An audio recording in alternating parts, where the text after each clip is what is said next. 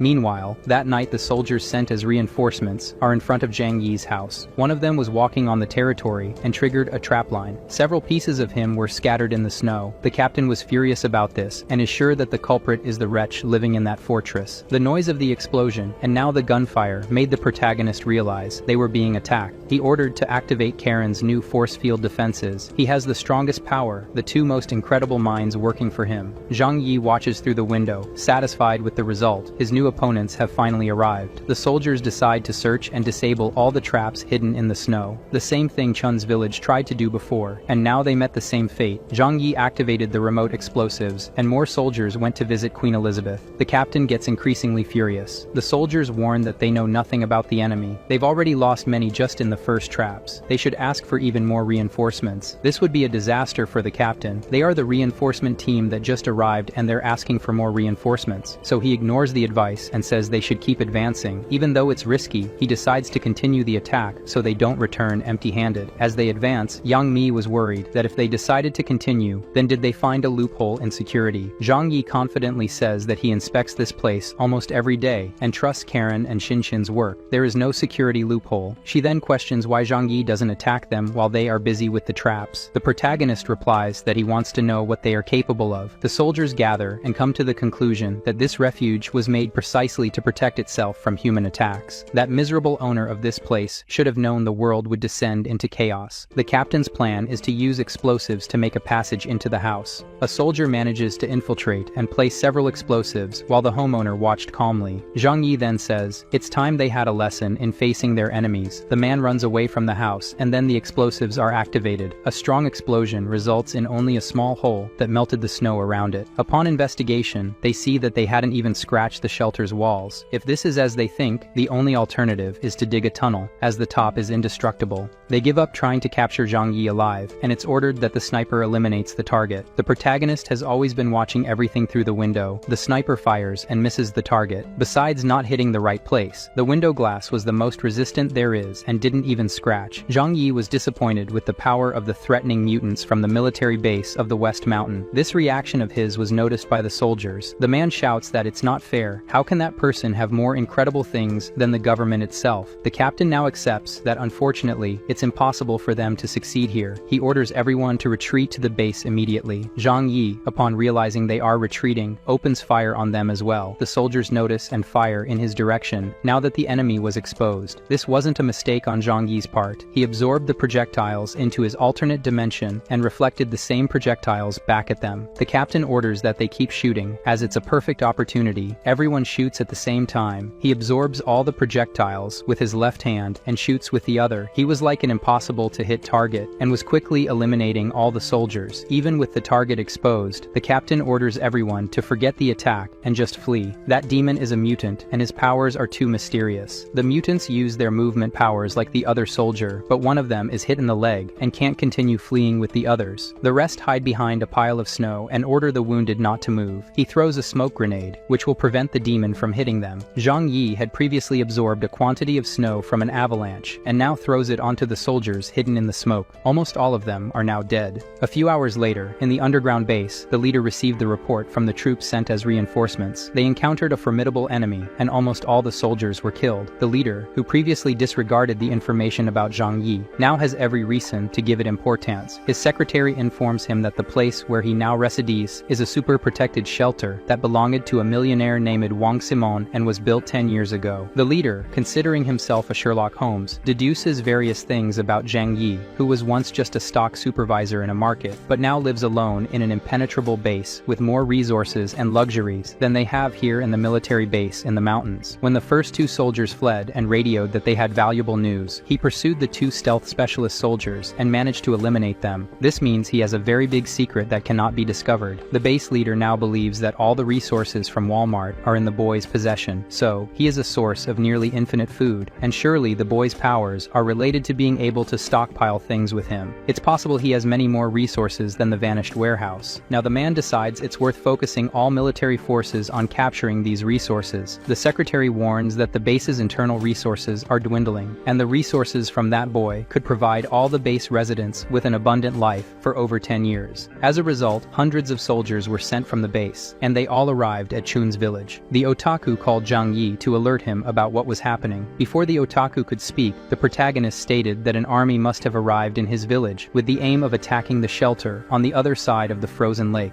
Upon receiving confirmation, Zhang Yi advises Chun to be cautious now. They will likely pass through the village and probably take all the food from the place to reinforce their soldiers and workforce. If Chun feels endangered, he should flee immediately to the protagonist's mansion. However, in addition to this warning, Zhang Yi sincerely tells Chun that if the military discovers Chun's powers, they will highly value him, and he could have a luxurious life working for them. This would make them enemies, but even so, Chun should think about what's best for him and not worry about Zhang Yi. After this speech, the otaku responds embarrassedly that he won't do that. He is a loyal follower of Zhang Yi and admires him greatly. Meanwhile, in the village, the villain's leader receives the allied soldiers, but he ordered Chun to stay hidden the whole time the soldiers are in the village. Chun, the chubby one, did not obey this order and went to speak to the leader, stating that hiding his identity is a mistake. They will eventually find out, and that will be a problem. Revealing it by the leader would be better. Therefore, the leader presents him as a mutant who exists in the village. The captain asks what the boy's abilities are, and he demonstrates his ability to control snow in various ways. With this kind of power, the captain tells the boy that he has a bright future in the organization. He takes Chun to talk about the benefits of working for the government's military base. Later, Zhang Yi received a call from Chun to report on the plans and powers of the soldiers he had just discovered. The protagonist thanks Chun for his loyalty and asks again if he doesn't truly want to join the military base. With the otaku's response, he is certain that Chun really is on his side, and the information is reliable. Chun says his instincts tell him to trust everything to Zhang Yi. After learning the soldiers' plans, he holds a meeting with the girls in his harem. He tells them that the enemy army is about to attack, and when they do, they will hide underground for safety. The true impenetrable part of the base is underground, but they shouldn't worry. They won't be able to defeat him even if they were 10 times more powerful than they are now. Afterward, he checks with Shin how the house's cybersecurity is doing. She confirms that they have tried to invade countless times, but but she prevented it from happening. She confirms that with her here, it's impossible for them to invade the security systems of this place. He thanks her and says he's happy to have such incredible people he can trust by his side. His next step was to visit Karen at her workplace. He greets the girl and asks her, if an external enemy were to try to invade their bunker, how would they do it? She thinks about it and says the most obvious way would be to blow up the base. They would have to use explosives in the same way they do to demolish buildings. However, she explains that to blow up this location, it would require a ton of C4. So unless they have an absurd amount of explosives, they won't have problems. Now, regarding the request he made earlier, Karen prepared the explosives he asked for earlier to make. She also adapted a bulletproof vest to mimic the high-ranking soldier's uniform from the mountain base he requested. Karen is curious about what plans he has for asking for these things. Zhang Yi says she will understand when the time comes. Meanwhile, at the village base, Chun even more mutant soldiers who will assist in the invasion of the protagonist's base. The main forces of the base are here, and they also introduce a newer mutant who will join the high-level military forces. Professor Liang is also part of the special forces here and recognizes the otaku. He is one of the people who were with the man who rescued her student Shinshin from college and stole her sword. Even though she doesn't like these people for abandoning their students, she keeps it to herself. The other soldiers ask what Chun's power is, and he says he can control ice. He made all the ice houses himself. The captain prepares the soldiers for the attack with full force. On the security cameras, the protagonist realizes that gas grenades were used around the entire mansion, so he puts on his combat uniform and tells everyone to go to the underground as he ordered before. He watches anxiously through the window to destroy everyone who's here. The soldiers crawl closer to the house and position explosives. The captain is eager, and a large explosion occurs, and all the traps in front must have been rendered useless. Now they can approach the house and start positioning tons of C4 to bring down the front walls of the place. While they stacked the explosives, the protagonist was lurking, and they had thought of a plan. Before the explosives were triggered, the captain says he expected more from Zhang Yi. This time, he didn't even try to retaliate and was caught off guard. He couldn't even react to this perfect attack. He activated the detonator E, and somehow, they could see the impact of the explosion. When they activated the trigger, nothing happened. They were puzzled as they couldn't see the explosives through binoculars, only a small destruction on the ground where the explosives were stacked. Meanwhile, inside the luxury mansion, the protagonist returned to see the girls and explained that everything is fine. The underground base is the strongest part, and they are safe here. What he did was absorb the impact of the explosion into his storage, and now they have no more explosives to pose any danger for the time being. He calmed his girls down, and for some time, the situation is under his control, so now they can relax. Then he receives a message from Otaku Chun. He heard the sound of explosions and wants to know if he's okay. Zhang Yi replies that he is, and wants to know what the soldiers are doing now. They return to the base and gave the order to send more supplies and explosives for a new attempt to invade Zhang Yi's mansion. The protagonist warns Chun to always stay alert to what's happening around him. Sitting with his two beauties, Zhang Yi is sure that Chun's village will come into conflict with the soldiers due to their shortcomings. Meanwhile, in the village, one of the soldiers informed the leader that they needed food for 65 people right away. Chun begins to realize that so many people here for a longer time will consume all the village's food stocks. The leader agrees with this, but asks how long it would take to destroy Zhang Yi's base. They've been there once and returned unsuccessfully. This question angers the soldier, so he doesn't answer, just says it's confidential. The old man apologizes for interfering and then orders Chun to build ice houses for all the soldiers who will stay overnight in the village. The next day, the new explosives arrived for them. A mutant with the power of Shingeki no Kyojin and the captain used their strength to hurl the explosives to fall onto Zhang Yi's base. The protagonist saw the explosives flying, then activated his ability to release the explosion from the previous attack to reflect the crate of explosives. The impact threw back the giant square of C4 onto the soldiers. They threw themselves on the ground trying to protect themselves, and then the boom of the overwhelming explosion. Dozens of soldiers were reduced to ashes. The protagonist was satisfied with the result. Meanwhile, the captain wonders how this was possible. Could that person's power do something like this? As he lamented, a shot almost hit the captain's head. Luckily, he dodged 2 shots in a row. Zhang Yi said, but he wasn't the least bit sad about it. As he gave more orders, another soldier was hit right in the middle of the forehead. Luckily, his mutant power was great resistance in his body. Not even projectiles could penetrate his skull. Zhang Yi noticed the movement of other soldiers, and from 2 different positions, times, shots came in his direction. With his storage ability, he absorbed both bullets and said that this was too easy. He then repelled the bullets in the exact direction of the two shooters, and both were sent to eternal sleep with Jesus. Everything was going very well. Then a very strong vibration almost knocked him out of the window. The captain, with so much hatred, decided to attack the structure of the house himself. Facing his enemy in the eyes, he knew he didn't have the strength to destroy these walls, so this battle with Zhang Yi would be postponed once again, but he promises to destroy this base even if it costs him his own life. Zhang Yi recognizes that he has incredible strength and speed. He must be a formidable enemy, but only if he can get in. Once again, the soldiers return to the village defeated. Now even more irritated, the soldier orders them to shut up and stop complaining. They need even more food to regain their strength for the next battle. This time, the captain says it needs to be the best food they have stored. The villagers are no longer in favor of supporting the military. Further ahead, the tallest soldier suggests that they should teach these inferior and petty people a lesson. However, the captain replies that he also feels like it, but until Zhang Yi is defeated, they are free labor and food suppliers for them. Furthermore, when everything is over, they will be used at the mountain base to produce energy by pedaling bicycles. Jokir checks to see if his man was injured. Once again, he was victorious and had no injuries. Yang Mi brings his meal, and as he eats, the protagonist asks Karen about the damage to the structure and if she can fix it. She informs him and says that it's all a matter of having the materials. Moreover, she has to go outside to fix it, and at this moment, it's not safe. Just knowing that it's possible is enough. There's no rush for it. He drinks his beverage, and the other girls also want some. They all toast to celebrate another victory. Later, at dinner time, Shinshin informs the protagonist that Professor Liang contacted him. She hands him her phone, and the woman says by message that she intends to negotiate. Before calling the professor, the protagonist asks Shinshin if this woman is trustworthy. She confirms that she always keeps her word. Liang insists on speaking on the phone. She reveals that she's infiltrated the military forces of the Western Mountain Base and can exchange favors with Zhang Yi. The professor says that her students at the base are in danger, so she has no choice but to cooperate. She can be useful to him inside, and all she wants in return is the safety of her students. He responds that when he has something to ask in return, he will get in touch. The protagonist hangs up the phone and tells the girls about the situation of the people in that base on the Western Mountain. Karen, upon learning the fate of her college colleagues, feels sad. Even though she wasn't friends with anyone, she also didn't wish harm upon them. Zhang Yi questions if Shinshin's plan to create a Trojan horse is possible. The girl on 4 wheels says that Professor Liang could infiltrate the base and insert a flash drive so she could access the base's internal systems. Zhang Yi calls back and says that his request is for her to take a flash drive and put it into a computer at the base afterward. She agrees and will trust his word because risking her life to save one of his students who was important to him shows he is a man of value. Later, the captain informs all the villagers that the military is still at the base to save them from the demon that could return to destroy their people. The village should unite and cooperate to destroy the demon that lives on the other side of the lake. The captain goes to the meeting room and warns that the time until the villagers' revolt is short, and some villagers would surely die seeking revenge for the death of their loved ones. This obviously sparked Liang's indignation, being in favor of goodness, and she told him she couldn't bring herself to sacrifice innocent people just to achieve their desires. In response, Feng stated that if she had any other solution to avoid confrontation with the villagers, he was willing to listen. A second leader tried to calm her and explain that she should help them obtain resources from Zhang Yi so that their students could live safely. Hearing this, Professor Liang lost hope and then began pretending to be on their side, as the lives of her students were more important than those of the villagers. She agreed with Feng as long as he tried to avoid the death of the villagers due to overwork.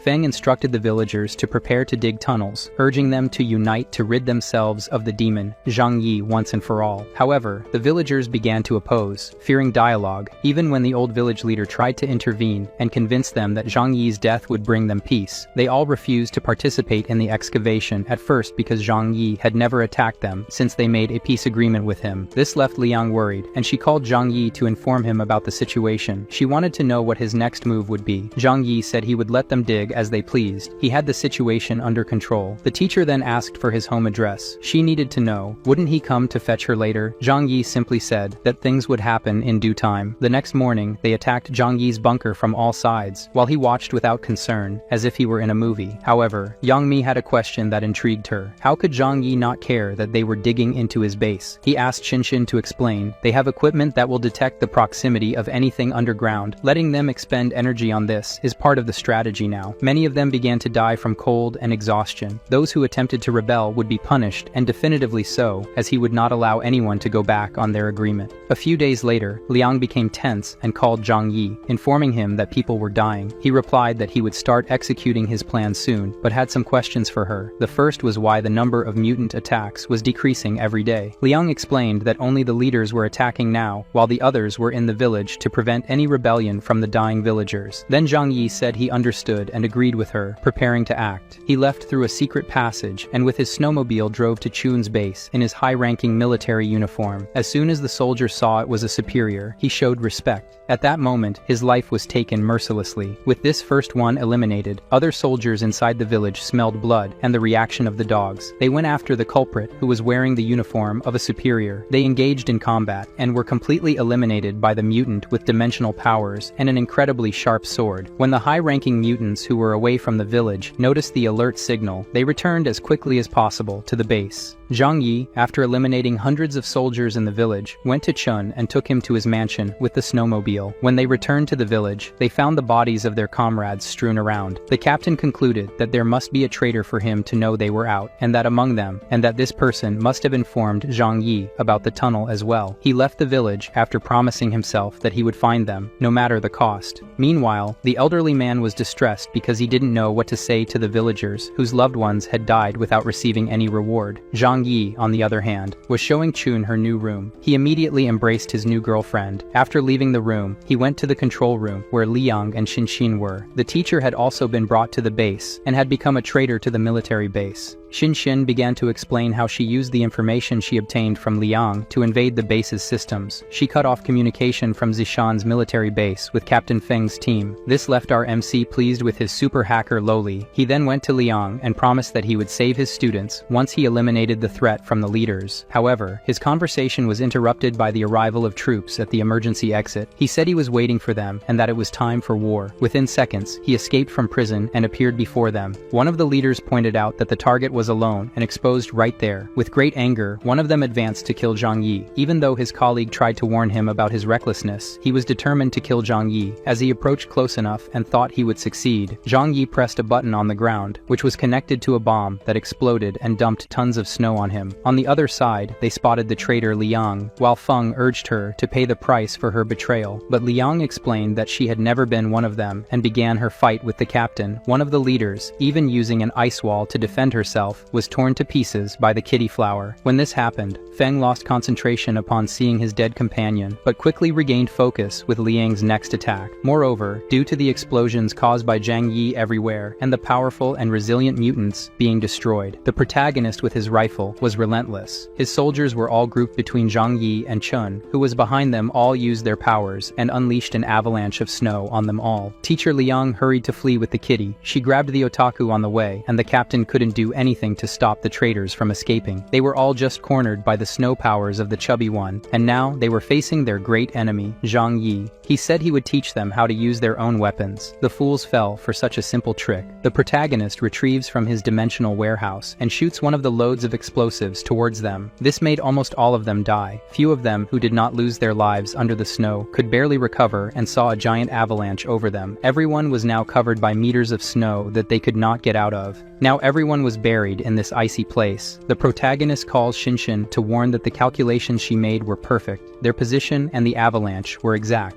Now everyone can return home victorious. The teacher suggests they should look for the captain and make sure he was dead, but Zhang Yi confirms that he will slowly turn into ice cream under that snow and die for sure. After that, they returned home. The MC joined his wives to enjoy some good wine. Zhang Yi, while enjoying the moment, told Jokir that she should be grateful for being one of the few people in the world to survive so well. From this moment on, our heroes began to live happily ever after, and thus we have reached the end of the first season of this story of the evil Ice King. Whoever leaves a like, legends say, and will have their waifus guaranteed.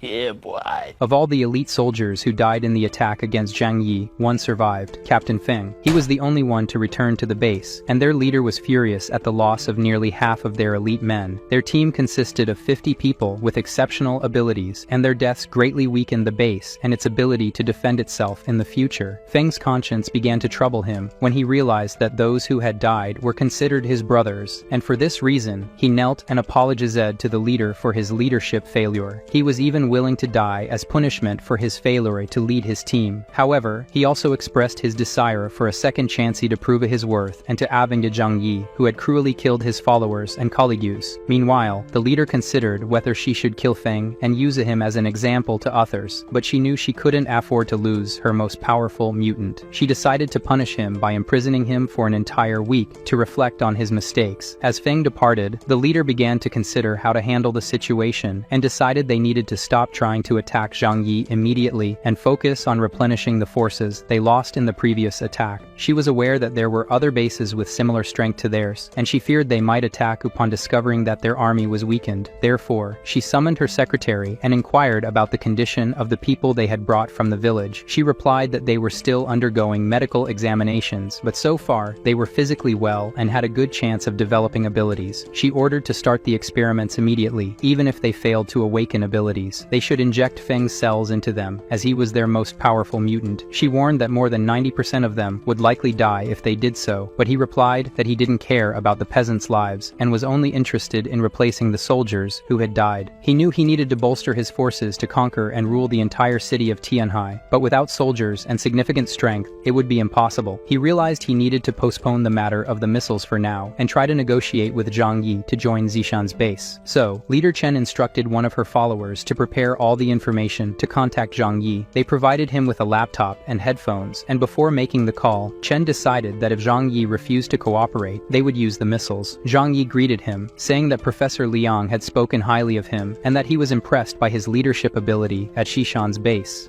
Chen felt he was being mocked by his manner of speaking and became irritated, stating that what he was doing was not in his interest. Zhang Yi replied that he knew very well that he was just a weak man since he couldn't face him after more than 50 of his men failed to do so in the past few days. So Zhang Yi continued to taunt him and asked how he would kill him after more than 50 of his men failed to do so. It was then that he became furious. Chen explained that he would not send anyone else to his bunker but missiles with enough force to destroy the entire bunker. Surprised, Zhang Yi replied that he knew he was lying since there was no base to launch missiles in the city of Tianhai. Chen said he knew people in the neighboring city who had a military base with missiles and who were responsible for bombing their base, although Zhang Yi was beginning to be convinced by his words, saying he didn't want to attack him with the rockets because he admired his talent and wanted to recruit him. Zhang Yi couldn't believe him on this rocket matter and therefore said he wanted proof that he had rockets. Throw some nearby for him to see. The leader called him stupid. Missiles aren't wasted to prove to someone that they have them. Zhang Yi began to realize by the way he spoke that he wasn't lying to him, but Zhang Yi couldn't believe his words. Our protagonist asked for a few days to think and respond. Chen agreed to give him only one day. Upon ending the call, the leader begins to pray that Zhang Yi accepts his threat and he doesn't have to waste such a precious resource. Our scoundrel protagonist wondered if he should just escape from this shelter for now. Xin doubted whether the leader of the Xinshan base really had these missiles in his hands to use, as he sent so many soldiers and didn't use these missiles before. Zhang Yi said there really is a military base in the neighboring city that has these weapons. If they take that risk and get bombed, it's the end of everything. Zhokir then asks if they couldn't go back to where they lived before. Zhang Yi says, yes, that will be the first thing they do to protect themselves. The security of his harem is the most important thing. Chun was the saddest, as she had just arrived in this warm paradise. Professor Liang reminds him that he promised to save her children. He can't forget that. Zhang Yi stares at his computer lowly and then grabs a small chip from her and hands it to Liang, telling her that the rescue of her students depends on her success. As soon as she inserts this into a computer in the central area, everything will be possible. Liang left the base without being seen by anyone, still with access keys to important parts of the base, as she was the leader there. And as she walked, she encountered two of the staff, so she stopped to listen to them, while the staff talked about her and how they didn't expect Liang to leave, while leaving her students alone. This was a betrayal, so Leader Chen decided to experiment on all her students and many of the villagers. When these scientists left and got into an argument, Liang finally began to speak with Zhang Yi to say that they needed to get her students out of here as quickly as possible. He then said again, she must put the chip into a computer in the central area, and then he will be able to get all the students to escape. If she succeeds, he will honor his promise to provide shelter and food for her students for a while. Of course, Liang was tense at that moment, as she knew that the computer room was one of the most closely watched, but she also knew she needed to do it if she wanted to save her students and destroy the entire base forever. forever. She finished speaking with him and set off to fulfill the mission. Zhang Yi was in the car with his girls, heading to Building 25. He told Xin that if Liang succeeds, they will devise a plan to attack the mountain military base. The lowly girl also reminded him that the information they could steal from them would be very valuable for the future. Zhang Yi says that unknown forces are indeed more worrying. When they find out more about them, at least they will know how to confront them.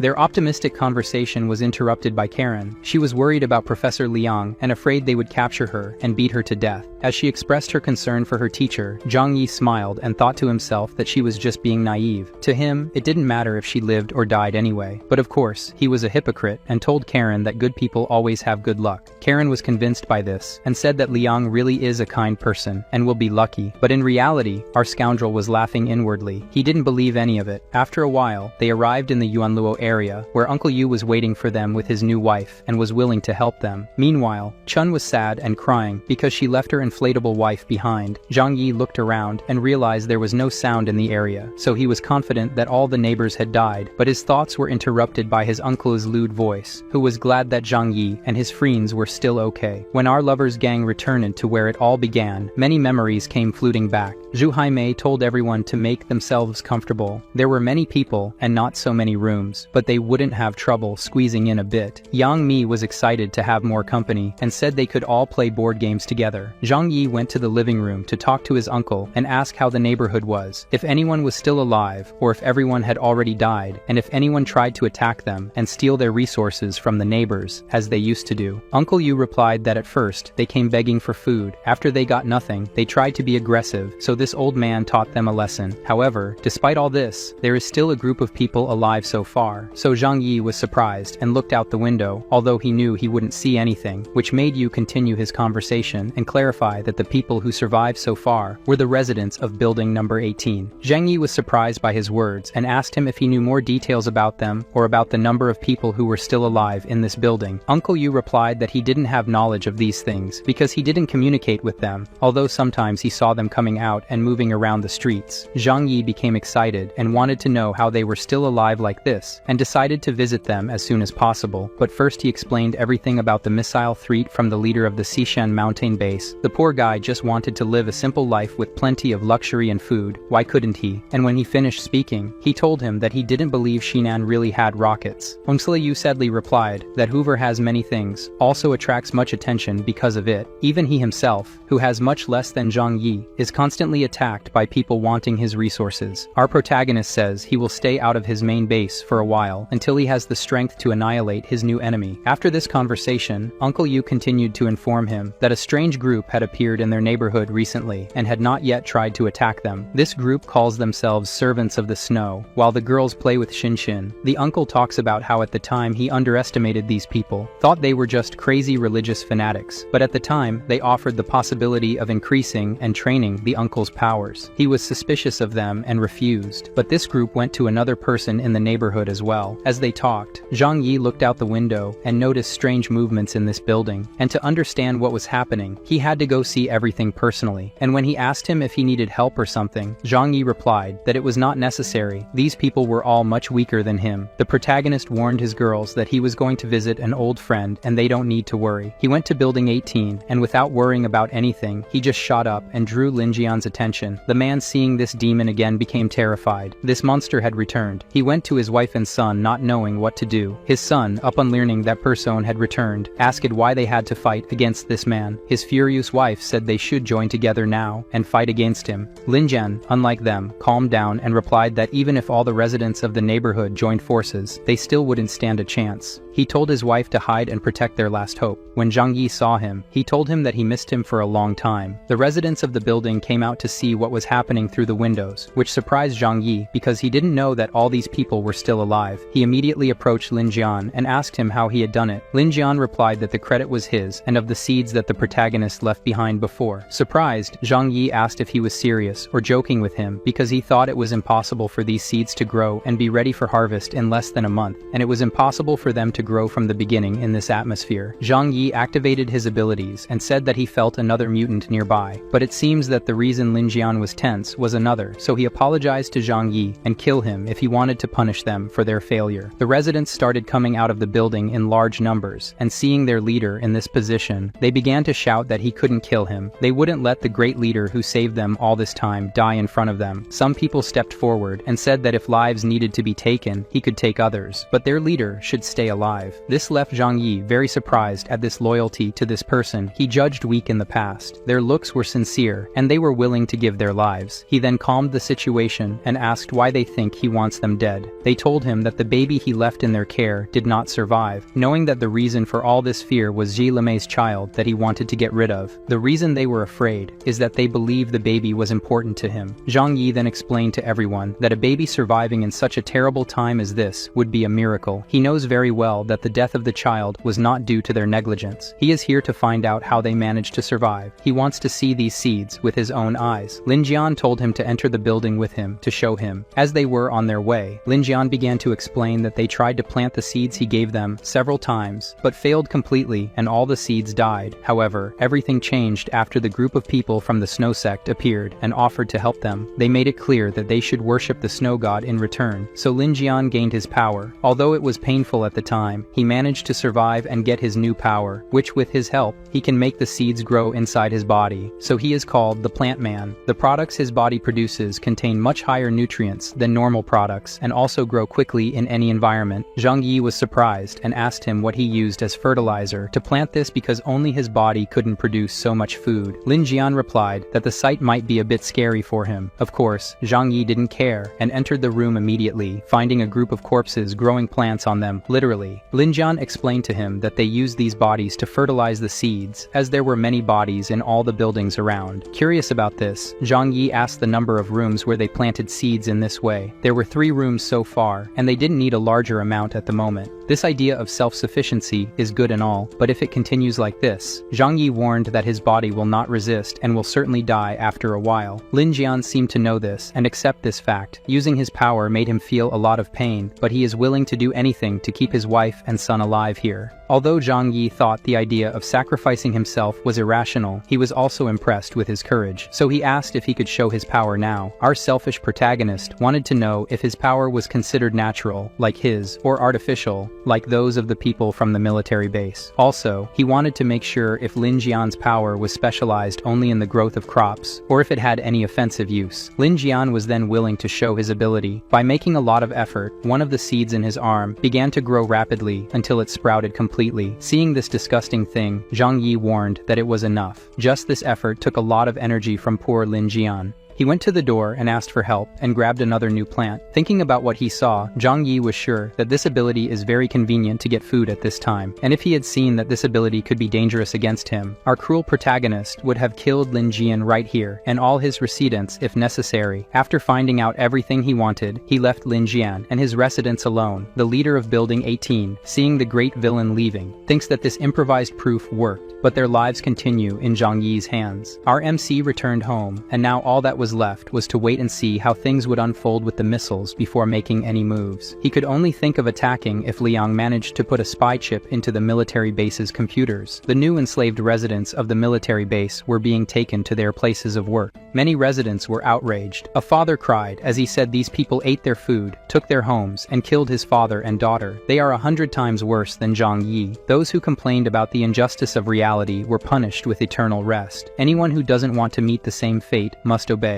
The soldiers sent themselves as sacrifices to help. Now they must repay that with their work. Guys, I feel sorry for these people. They tried to do this to Zhang Yi before, but now they're tasting the same medicine. What do you think about this? While all this was happening, Liang was observing from afar. She knew the villagers who died would turn into yogurt, but then she decided to focus on the mission and went up to the second floor, where she explained that there were 5 main sections, including the food and nutrition section. However, security on the second floor was not as strict, as Leader Chen was more interested in the 4th floor. So, invading the control room seemed easy at the moment. As she approached the room, she looked around to make sure it was safe, but she was surprised by someone putting their hand on her shoulder. She was tense, ready to attack, but before she could do anything, the person began yelling at her to wait, claiming they were not an enemy. She realized it was one of her students named Tian. The boy was also surprised and asked why she had come back after fleeing. She came back to save him and his classmates. She asked how he managed to join the soldiers, and Tian explained what happened. People are taken to undergo experiments, and he was the only successful experiment among them all. People are put between life and death by methods that make him cry, just remembering those who survive can serve the base and have a better life, but in return, their vitality is drained when they use their powers. Liang was surprised and asked what he wanted to do. Tian said he not only wanted to leave the base, but also to get revenge on the people who tortured them and destroyed their lives. She then consoles her student and says there is hope to save those who survived and to get revenge. After agreeing on a strategy, he went to talk to the other soldiers and relayed the order that they should go ensure the protection of the control room. Meanwhile, Liang prepared to install the chip into the computers. We return to our villain at home. On this day, the period that base leader Chen Xinyan had given him to respond if he would serve him ended. When they make the Discord call, Zhang Yi replies that he will not ally with him and is not afraid. Upon hearing this, Chen Xinyan becomes furious and threatens to blow him up with his bunker and his family. Zhang Yi said he can do as he pleases and just wait for the consequences, and then hangs up the call. He felt that the talk about the missiles was real from Chen Xinyan's actions, but even so, it was impossible to join her. The important thing was just to find another place to live. However, all these thoughts were interrupted by a message from Liang, in which she said she had done her part of the deal and installed the spy chip in the computer. Now, all that was left was for him to fulfill his part and help her get her students out of the Zhishan base. Zhang Yi rushed to Xinshin and quickly told her that Liang managed to install the chip. This got the 4-wheel girl very excited. She grabbed her car and drove to her computer. In a matter of seconds, even though she was working on a regular computer, she had accessed all the data from the enemy military base. Xinjin said no one could stop her. He approached to see what she had, and at that moment, the girl got wet. Zhang Yi wanted to know about the missiles. Could he access information about them? The girl then, accessing the conversations between the leaders of the city bases, and they were talking about sending missiles at a common enemy of the military. This scared the two of them, so Chen Xinyan's threat was real. This made Zhang Yi sad. Losing such an incredible bunker is very bad. The 4-wheel girl then says she has a bold plan and asks if he's up for some fun now. The plan was to send the coordinates of the Zhishan mountain base as the target for the missiles to hit instead of their own bunker. This impressed Zhang Yi, and he asked her if she was confident they wouldn't be able to detect the change. Xinshin confidently explained how it would be done and that it was impossible for them to find out. The coordinates would be altered by her. Chen Xinyan's allies, thinking they were attacking the right place, wouldn't know anything. After the orders were sent, the 4-wheel girl would cut communication between the two bases during the missile launch. Our villain Protagonist asked Karen to examine the construction plans of the base to understand if it would be possible to destroy it. The girl said it couldn't be destroyed with a missile attack because the basey structure was extremely strong and extended 100 meters below the ground. This meant that not even missiles would be able to destroy it. Upon hearing this, Zhang Yi was not satisfied. Not even this could destroy his enemy's base. He ordered Xinshin to proceed with the plan to launch the missiles over Chen Xinyan's base, and also wanted to know all the defense systems and weapons that the Zhishan base possessed. After making these requests and her saying she would do everything, Zhang Yi left the room without saying anything else. Karen didn't understand his intentions. Xinshin said he intends to personally attack the military base to eliminate them, but he is very cautious and not sure if he wants to risk so much for it. He went to think about it. Zhang Yi thinks that just because he has survived Leader Chen's attacks so far, he is safe, despite the many risks. This may be the only opportunity to invade this base and eliminate his enemy. The protagonist convinces himself that even if the initial missile attack doesn't destroy the base, it will cause great panic inside. If he uses the half-ton he stole from the soldiers themselves to blow up this base from the inside, maybe he can destroy it. He is very motivated by his anger. If he can at least destroy his enemies inside that base, it will be enough for our favorite villain. He returned to his room and asked Xinshin to show him all the information he had asked for before. He wants to know about the defenses of the place and the abilities of the mutants there. Zhang Yi says that if there is at least a small opportunity, then they should try. But, in reality, he says they should assess their strengths first. If they are too different, then this idea is crap. The wheelchair girl smiles and says that's the Zhang Yi she knows. Our ingenious lowly girl gathered the information, and now he can see it. In the base, there are a total of 521 armed regular soldiers on site, along with 6 team leaders who are mutants, and about 50 soldiers who are mutants as well. And of course, there was a leader among them, Feng, whom Zhang Yi had previously defeated and was ranked S. As for the rest, only one of them had a B ranking, while the others were all ranked A, or less than Feng, with only one ranking. This made Zhang Yi not worry too much, as he knew that the issue of rankings was not entirely accurate. The information the base had about ability holders and other military bases was limited, and certainly people's rankings would change drastically in the future, so Zhang Yi gathered all the information about the strongest mutants in the base and printed it, exactly as Karen suggested. Zhang Yi was sure that his allies could handle the powers of these people. Our villain ordered everyone to gather in the living room. With everyone there, he warned that he needed their help and wanted to know their opinions on the attack. After that, he turned to Uncle Yu and asked for his opinion, as he was the oldest and also had a military background. His uncle replied that after the losses their base suffered in their last attack on Zhang Yi, it would be impossible for them to agree to make a peace deal with him or leave him alone. Therefore, he thinks Zhang Yi was right and they needed to attack Zishan instead of sitting around and waiting for them to attack them. He would agree to fight with him to the end. He was determined to fight alongside his leader Zhang Yi to the end, without regrets. The protagonist asks what Chun thinks about this attack. The chubby guy wasn't confident they could face so many mutants and an armed army as well. Zhang Yi sat down and said that he didn't need to worry about that. They are outnumbered, but he will take care of all the common soldiers and weak mutants alone. Then he asks if Chun doubts that Zhang Yi is capable of eliminating all these enemies at once, and if Chun doesn't want to avenge the villagers from his village who were all taken to this base. The embarrassed otaku says he doesn't care about those people and doesn't really know them, so he didn't want to attack. This response, without confidence, made the protagonist doubt if he was the most cautious person here. It seems this chubby guy is more. However, Chun says he will help with everything he can. Yes, thanks to his brother Zhang Yi, he has food and a warm home and several wives in his room. If it's for his brother, he will bet everything on his decision. Zhang Yi says that's great, and the three men join forces. The otaku asks what the operation plan is, so Zhang Yi brings out a board with all the main mutants they will have to face. Uncle Yu points out which one is the best opponent for him, and Zhang Yi asks Xin to take them to see the map of the military base. When the three of them left, Zhang Yi took out his phone and began texting Liang, instructing her to hide in a safe place until noon the next day, as they would evacuate the area and would need her help from the inside if necessary. Liang replied agreeing to hide and offered her assistance in any way possible as long as he informed her. Zhang Yi explained to her that for now, he couldn't provide more details as the plan was not fully elaborated yet, but he would keep her updated as things progressed. A little later, Xin had successfully changed the coordinates, informing Zhang Yi that the missiles were scheduled to hit Jishan base at noon. He thanked his girl for another good job and was anxious for the start of the war. Karen then arrived and informed Zhang Yi that although the missiles wouldn't destroy the base, they would cause a strong tremor strong enough to affect everyone inside it, similar to an earthquake of magnitude 8. Zhang Yi explained that when this happened, Xin would cut off the base's electricity since all their defense systems depended on it, facilitating the invasion. Xin added that the power outage would be temporary, as the base likely had manual means to restore it. He then says that this is not a problem. It will be enough time for Liang and her students to escape. As usual, Chun asked what exactly they would do to destroy the base after invading the site. Everyone else listened without saying anything. Chun then asked, if they kill the leader, won't someone else take his place? The only way to neutralize the threat is to eliminate everyone inside the Xinshan military base. He said this with the certainty that it was very exaggerated. However, his leader Zhang Yi's reaction made the chubby guy fear the worst. Upon realizing that everyone was surprised and didn't understand his strategy, Zhang Yi explained that he had a large amount of explosives stored, and after they had been stored for the last time, when Feng and his men tried to blow up his palace, they had been replenished. Finally, Karen began to explain the effects of the explosion of the 1,000 kilograms of explosives. They realized that once detonated, the explosions would not only damage the base's oxygen systems, but also make breathing difficult, potentially killing those who didn't die in the explosion. Chun questioned how they wouldn't be recognized before entering the base. Zhang Yi instructed everyone to memorize the locations where they should plant explosives and to flee as quickly as possible. With just the scientists' lab coats, they'll disguise themselves enough. Zhang Yi reiterated the importance of placing the explosives in the exact locations to achieve the desired effect of internal base destruction. Remember, they must be fast, as the explosion's effect will be from 1,000 kilograms of explosives everywhere. Zhang Yi explains how they will go to the base and how they will invade the site. Everyone must play their roles as best as possible, but keep in mind that the mission's success is the second most important thing. Their lives are the first. Inside the mountain base, Professor Liang gathered her surviving students, who will escape from this place tomorrow. Everyone must obey her orders to succeed. They all agreed to help and thanked their teacher for remembering them still. The next day, our elite team was maximizing their mutant energies while discussing more details of the operation. Zhang Yi reviews how Chun and Uncle Yu placed their explosives and what they should do next. The protagonist, very attentive, also fed his fighting kitty. Zhang Yi has a special plan to deal with the 6 mutant leaders who are the strongest. During the night, they were ready to go on the mission. Uncle with his beautiful MILF, Zhang Yi with his beautiful waifus, and Chun with his obesity. Zhokir wanted to go with the men for this dangerous mission, and he said no. The 3 men were driving towards the mountain base, and from now on, they must stay totally alert. When they got close, Zhang Yi handed them adrenaline shots to make them real fighting machines. He warned that the side effects would only be felt after they finished the mission and were back home with their wives. They could already feel the power of biological hacking working. Zhang Yi, upon seeing the base entrance, could hardly wait to spring a surprise on them. The teacher was gathering her students for the mission that will save their lives. One of the girls was unsure if they were going to escape now. The student who serves the greedy lady was also there and warned not to make noise and to obey all of the teacher's orders. Liang was lurking. Even though she didn't know what the plan was, she knew she should wait for the plan to start now. Chen Xian in his office was about to fulfill his threat and order the launch of missiles into Zhang Yi's bunker. He said this is a great waste of resources, but unfortunately, it is necessary to preserve his authority. Feng went to his office. The leader anticipated and stated that if the matter is about Zhang Yi, the great leader has a plan to eliminate that demon. Feng doesn't know about the launches and was impressed that the leader has a solution for that person that not even the entire army managed to defeat. Feng didn't want to doubt his leader's words, but how could he have the power to defeat that demon? Chen Xian confidently explains that no mutant is invincible. In the end, humanity's greatest strength lies in the firearms they create. He shows the map with information on the location of Zhang Yi's mansion that they have tried to invade so many times without success. He is going to turn this place to ashes using a missile. Feng acknowledges that their leader is brilliant. Only he could have contacts to be able to do this. For sure, Zhang Yi will die this time. The leader says they can watch together as Zhang Yi's refuge is destroyed, so the two await the great explosion that will bring the revenge they so desire. Feng, upon seeing how incredible Zhang Yi's mansion is, says it's a waste of resources. Chen agrees, yes, but it's necessary. There will never be peace as long as someone like Zhang Yi exists out there. The only problem is that after the destruction of this enemy, Chen Xian doesn't know if the general who is supporting him now will have reasons to need him in the future. Exactly at midnight, Xin Xin was holding her legendary weapon in her hand, preparing to execute the plan, when the great general from the neighboring city pressed the button to launch the rocket, and the launch operation from the Zhishan base began. Of course, as the missile approached the base, the members of the surveillance and control department began to panic and said they needed to inform immediately and evacuate the base. However, it happened so quickly that there was no reaction. Within seconds, the once calm place turned into a sea of flames, and no one near the site could complain about the cold, snowy weather. Zhang Yi was extremely happy at that moment and informed the hacker Xin Xin that it had worked. Then, with just one keystroke, all energy systems of the base were deactivated, and all the soldiers were in a state of panic and fear, without any of them being able to understand what caused the interruption of their communication in that manner. The most frightened of all was Chen Xian, who fell to the ground in fear and didn't know how to act. But then he received a call from the security department informing him that the base had been hit by missiles. Upon hearing this, he was filled with rage, thinking he had been betrayed by his allied general from the neighboring base. After pondering the culprit, he refocused on restoring order to the base and regaining control of all systems. He quickly got up and told Feng to gather all the super soldiers and start the operation to protect and secure the base. He explained to him that the most important area to be protected was the 4th floor where the workers were, as they might take advantage of the confusion to try to escape the location. Then they saw the guards at the south entrance communicating with the base, asking about what happened and the cause of the earthquake. But Zhang Yi didn't give them a chance to continue their conversation and swiftly attacked them with his vehicle, immediately heading towards one of the base entrances. They were just ordinary soldiers and didn't have supernatural abilities, so they were eliminated. They easily took control of the base entrance, using their powers and weapons to defeat all the guards. Now everything depended on Liang being able to bring her students out so they could move on to the second part of the plan. The teacher inside the base now understood why she should wait until midnight to leave. What happened outside would have evaporated them all. She commanded her students, telling them it was time to run. They rushed in a group towards the main hall. The power in the area was cut off, so everything was dark.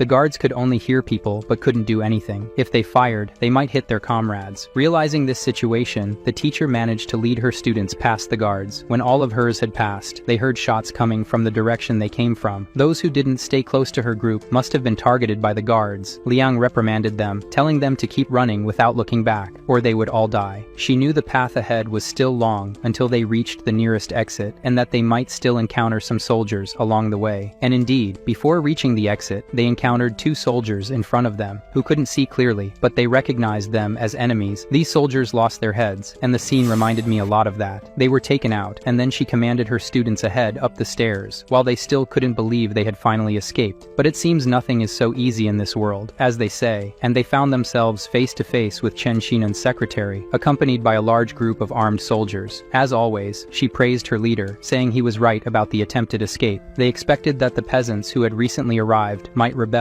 and try to escape, but they didn't expect Liang to return to the base after escaping just to save these miserable students. At this moment, Liang tried to calm the woman, suggesting they should talk and negotiate, but the woman wouldn't accept any betrayal against the Shinshan base. She made it clear that a traitor would always be a traitor and there should be no forgiveness. But before that could happen, they were surprised by a shot that pierced the brain of one of her soldiers. These helmets weren't worth a damn. Zhang Yi emerged to eliminate the soldiers, while the woman ordered the soldiers to focus on Zhang Yi and kill him quickly. As for Liang, she instructed the students to stay where they were because she needed to go help Zhang Yi. The teacher with League of Legends skills ran to the guards and began to increase her elimination points. The poor soldiers were caught off guard by Zhang Yi and his elite team on one side and the teacher on the other. It didn't take long for them all to be dealing with hell. Liang thanked for the support, and Zhang Yi said she deserved it. Although Zhang Yi told her it wasn't necessary to thank him, he knew very well that getting rid of these soldiers would be very difficult if Liang wasn't attacking them from behind and eliminating them. He ordered them to quickly retreat from this location. Her students were scared by this combat and didn't know what to do. As for Secretary Julie, she pretended to be hiding with her eyes closed so no one would see her, but when she heard Liang's voice, she tried to say it wasn't her fault and that she was just a secretary following orders. Tian was nearby and stopped the woman. She tried to plead and claimed innocence, but the boy grew angry just hearing those words. To him, it was an offense for her to call herself innocent. He performed a perfect surgery on her vocal cords, all of which was witnessed by his teacher. She was proud that her student was an excellent surgeon. Now Liang could thank Zhang Yi and ask for the second part of the agreement. Our kind protagonist said the guards at the entrance were already asleep. He took food and other things from his dimensional space to help them escape from this place. Zhang Yi warned that the teacher should stay and help attack the rest of the base. Her students could go alone. Of course, the students were afraid of being without the teacher's protection outside this place. Zhang Yi explained that all the soldiers outside had died. He also told the students that the leader of this place would surely send people to go after the fugitives. Liang became nervous at the thought, but Zhang Yi's reasoning was true. This was the perfect opportunity for them to eliminate the future threat from this evil place. Liang joined the elite team that would destroy the base internally. For a moment, she stopped following the group and thought about Zhang Yi's words. He wanted to completely destroy this base, which meant condemning all the other prisoners who were here as well. Although Liang knew there were still many innocent people in the base, she agreed because there was no other solution. She asked Tian to lead the students and protect them. She would find them later. The group managed to leave the base, and now they were free. Now that she had decided to help, Zhang Yi warned that time was short. He showed the strategic locations they needed to go to place the explosives. Our group ran with helmets and passed among the soldiers without being noticed. When they reached the first location, they began to install the devices. Liang wanted to know how they could destroy such a reinforced place. Zhang Yi took dozens of these devices from his dimensional space and said he never wasted even a grain of rice. They themselves provided the explosives that would destroy their base. After finishing at this location, as they were on their way and Zhang Yi left more and more devices, Liang tried to explain to Zhang Yi that they could content themselves with killing the leader, Chen Xinyan, instead of blowing up the place and killing innocent people. She tightly gripped her sword, as she didn't like the idea of condemning the innocent. Zhang Yi paused for a moment and categorically replied that this was impossible. If they eliminated the leader, someone else would take his place. The problem was the system of this base. She acknowledged that this was true. Zhang Yi said it was better to destroy the whole place. Their conversation was interrupted by soldiers who questioned who they were. Additionally, one of them noticed the animal with the soldier in front of him and remembered that pets were not allowed in this place. Zhang Yi didn't wait for the enemy's reaction and used his power. With a cold look, he shot and hit the opponent perfectly in the forehead. The other soldiers saw the scene and tried to retaliate with shots. Zhang Yi was very calm as he defended with his power and waited for the right moment to shoot again. Liang noticed this and remembered that, when she first faced him, he was very nervous and not so calm and powerful. This change gave her chills. The soldiers who arrived at the scene for reinforcements recognized the enemy as Zhang Yi, the extremely powerful mutant, and ordered everyone to scatter. Zhang Yi warned that it was too late for them. Using his power, he returned the shots he had stored in his dimensional space. The projectiles hit the targets perfectly. The few who survived, hiding behind the other soldiers, thought they could stay hidden and survive. Zhang Yi threw explosive guavas and solved the cold problem for all the soldiers. Our group resumed running through the base to fulfill their objective. This extremely handsome man was alert, thinking they couldn't take too long. While running, he noticed the lights in the place had started working again. He then warned everyone to get out of here immediately. In Chen Xinyan's office, he received the news that the electrical system had been repaired and that Zhang Yi had invaded the base along with the traitor Liang. The man put on super-resistant protective gear and intends to go to the battlefield. Feng and his soldiers are also furious, thirsting for revenge against Zhang Yi. One of his soldiers pointed out that there are explosives scattered everywhere. Feng shouted to bring in a bomb defusal expert right away, and the rest should follow him behind Zhang Yi. In one of the corridors, they were cornered from two sides of the corridor. Uncle Yu said he would provide cover for everyone. The man flexed his muscles like Sibam, and then charged through the soldiers like a bull. Uncle Yu was like a tank, and not even the shots could harm this monster. He told the other three to go to the next location to place the explosives while he held off the soldiers. He assured them he would be fine. His body was super strong, and his regeneration was amazing. When a group of more powerful soldiers decided to attack with a sword, Uncle Yu spread his arms and said no one would get past him. They all tried to attack at once and were defeated as if they were insects. The attack was so powerful that they even ended up decorating the walls. What the hell? Seeing this result, Zhang Yi was pleased and asked if they thought artificial mutants could compare to a natural mutant like Uncle Yu. The man, upon seeing the result of his attacks, was surprised. He hadn't exerted that much force. He told Zhang Yi he wished to encounter a real mutant to test his strength. Our protagonist said it would be better if that didn't happen. He even said he preferred not to have to fight anyone for the rest of his life. The three of them were caught off guard by one of the mutants who were on the list of the 6 mutant leaders of the base. A man with a strange mustache was alone. Zhang Yi attacked with his ability, and this person proved why he was one of the most powerful. With his firepower, he was rivaling Zhang Yi. The flames were melting the walls of the place. If they couldn't move forward, they would be trapped until the other mutants arrived. With their leader's order, the chubby one used his attack stealthily.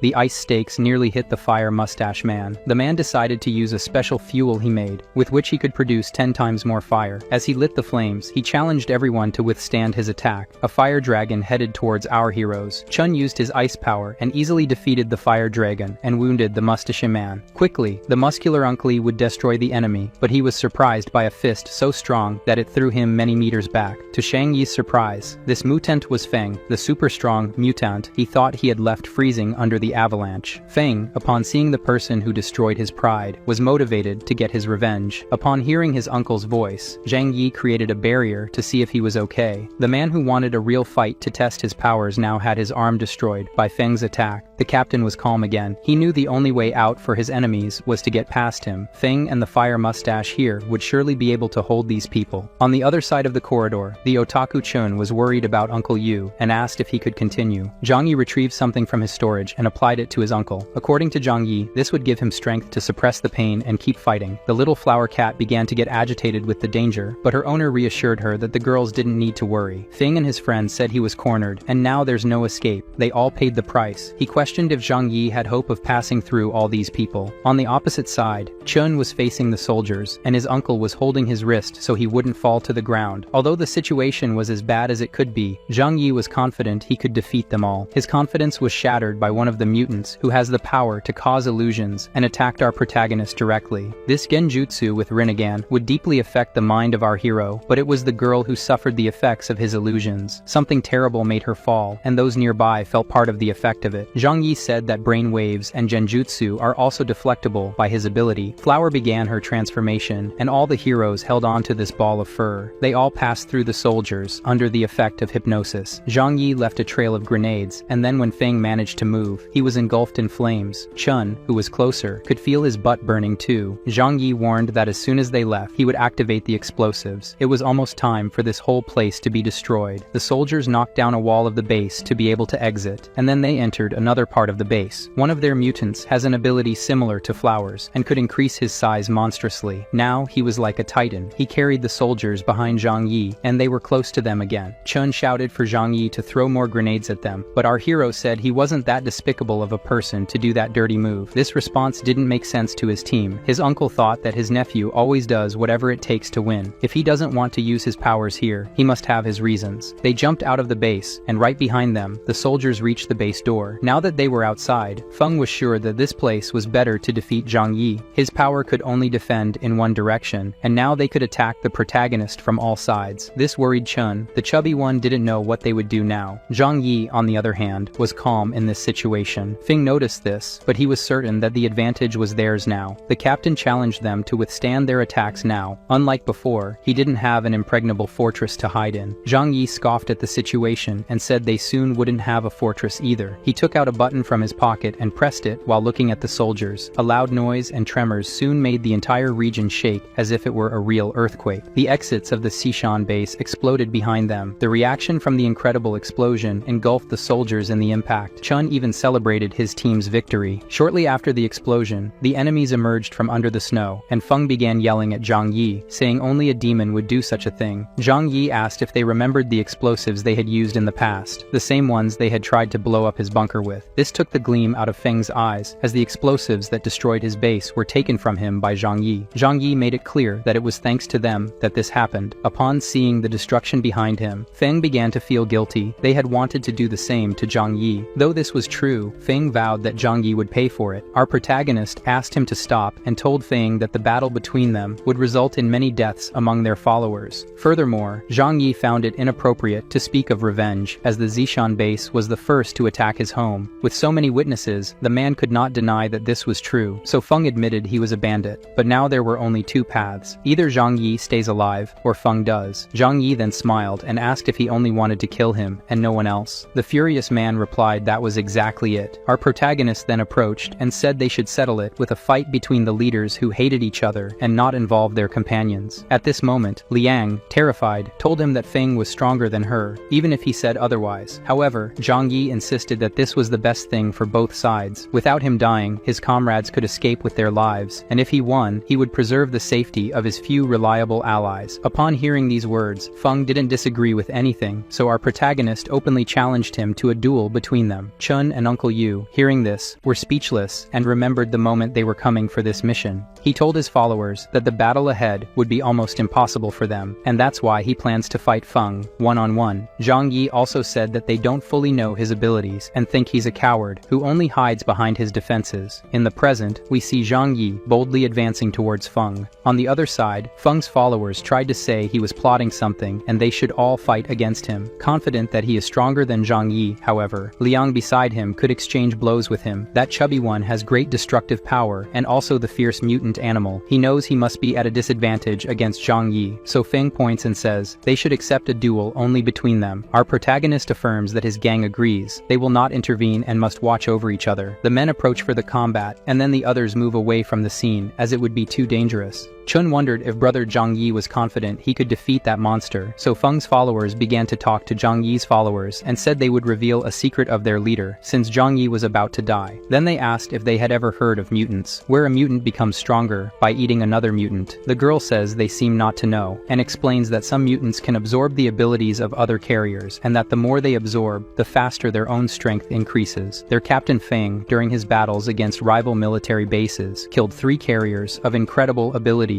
and absorbed their strengths, making him invincible. This person called Zhang Yi is going to die, and won't even know what happened. Chun was irritated by this, and said that their leader would not die, the main reason being that he is afraid of death. He wouldn't risk his life if he didn't think he could win. The girl looked confused, wondering if this was a good enough reason. Meanwhile, Zhang Yi was talking to Feng. He said he was sorry, and that his powers were for support, not for fighting, so couldn't they just not fight? This angered the captain, who shouted that he couldn't change his mind now. Zhang Yi said he only wanted a peaceful life in a post-apocalyptic world, which could be our protagonist's plan. Who would have thought Feng would be so irritated by Zhang Yi's stance? Our protagonist then asked Feng to promise to let his comrades live afterwards word. The captain was so furious that he decided to ignore Zhang Yi's conversation and suddenly decided to attack. Not staying still, our hero also advanced and used his abilities, and then the captain dodged. He knew Zhang Yi couldn't change the direction of the attacks. Then a cargo truck nearly crushed the captain. Zhang Yi said this was just the beginning, and dozens of cars and machines that he got in chapter 55. I challenge you to check if I'm not mistaken. Zhang Yi didn't think the utility of these things would be for a battle. Feng wanted to avoid using this and then cut a truck in half. Zhang Yi continued firing various objects, and then the super powerful and fast man dodged all of them. With these portals, Feng couldn't hit Zhang Yi with shots. The objects kept coming out, and then strange things started appearing. Suddenly clothes covered his vision, and then barrels of fuel surprised him. He couldn't cut or be hit by them. Zhang Yi brought his favorite weapon to his hand, and then ignited the fuel with a shot. Feng was now feeling hot, even though surrounded by snow. As the fire increased, Feng seemed to have resistance to fire, or his clothes could be special. Although the fire didn't have the effect of hurting, he couldn't see his target and again lost emotional control. Zhang Yi began to throw even more absurd things at the soldier. His years of puberty could have produced this. Feng became even more furious and was then surprised again by piles of trash. The man suffered no injuries, but now he seemed to be having a mental breakdown of rage. Zhang Yi then threw something that this time wasn't simple. These barrels had a target that Feng immediately noticed. This smell was seafood. Our villain said that no one in the world can be invincible. Everyone has weaknesses. Zhang Yi found out thanks to Xin that his file informed that Feng was allergic. Even with this, our villain continued to provoke Feng and ran from close combat. Zhang Yi threw luxury cars that I dream of having falling on my head one day. After a long time, Feng fell and didn't move anymore. Our villain looked at him and seemed not to trust it. He walked away and then set up a camp and decided to eat and warm up. After a few minutes, the Fallen Man became furious and began to pursue his opponent again. Feng couldn't reach Zhang Yi and was reaching his limit. Finally, he fell and cursed this ant. He wouldn't lose in a fight, but would he lose to such a despicable tactic? The Fallen Man, then Zhang Yi set up camp again and waited. Exactly 30 minutes passed, and our favorite villain was full. He decided to check if Feng was pretending again. He shot him in the head, and there was no reaction. He approached and wondered if he really defeated the arrogant captain of the Shinshan base. He did one more test and threw a truck over him. Still no reaction, but it could still be an act. In that case, he took out a sword and performed a procedure that I cannot show here. Finally, it seemed that the captain had died. Zhang Yi approached to take his trophy. He was absorbing Feng's powers as he had done before. This time his eyes were blue. Zhang Yi was absorbing the most powerful mutant of all. After finishing this process, he felt amazing. Then his right eye began to hurt, and he lost his vision for a moment. Upon regaining his senses, something completely surprised Zhang Yi. With his gaze, he could distort objects at a distance and destroy anything. He was thrilled, and soon his wickedness appeared. With this, he could face mutants who are immune to firearms. It seems that all this risk he took to face Feng had an incredible reward. However, even though he had just eaten, this consumes a lot of energy. Maybe he could only use this 3 times in a day. Of course, the Rinnegan would cost a lot of personal energy. Now this is more effective than being a sniper. Zhang Yi now wonders who will be his next victim. So we see one of Feng's team girls watching from afar and asking why it's taking so long. Her companion says their captain must be torturing their enemy. They just have to trust their captain's strength and wait for him to emerge victorious. Meanwhile, Zhang Yi's companions were laughing because they were confident that if the fight was taking too long, it meant their leader's strategy was working. Then the confirmation of the winner came through the earphones. He told them not to speak and just listen, as he didn't want Feng's followers to know he had won just yet. They were happy and did as he instructed. Meanwhile, Zhang Yi had arrived at the location where Feng's followers were and used the Rinnegan on the girl with hypnotic powers, as she was the most dangerous of them. She started screaming in terror, and then the girl grew a few meters taller. After defeating the mind control girl, he appeared to everyone and showed his trophy. Of course,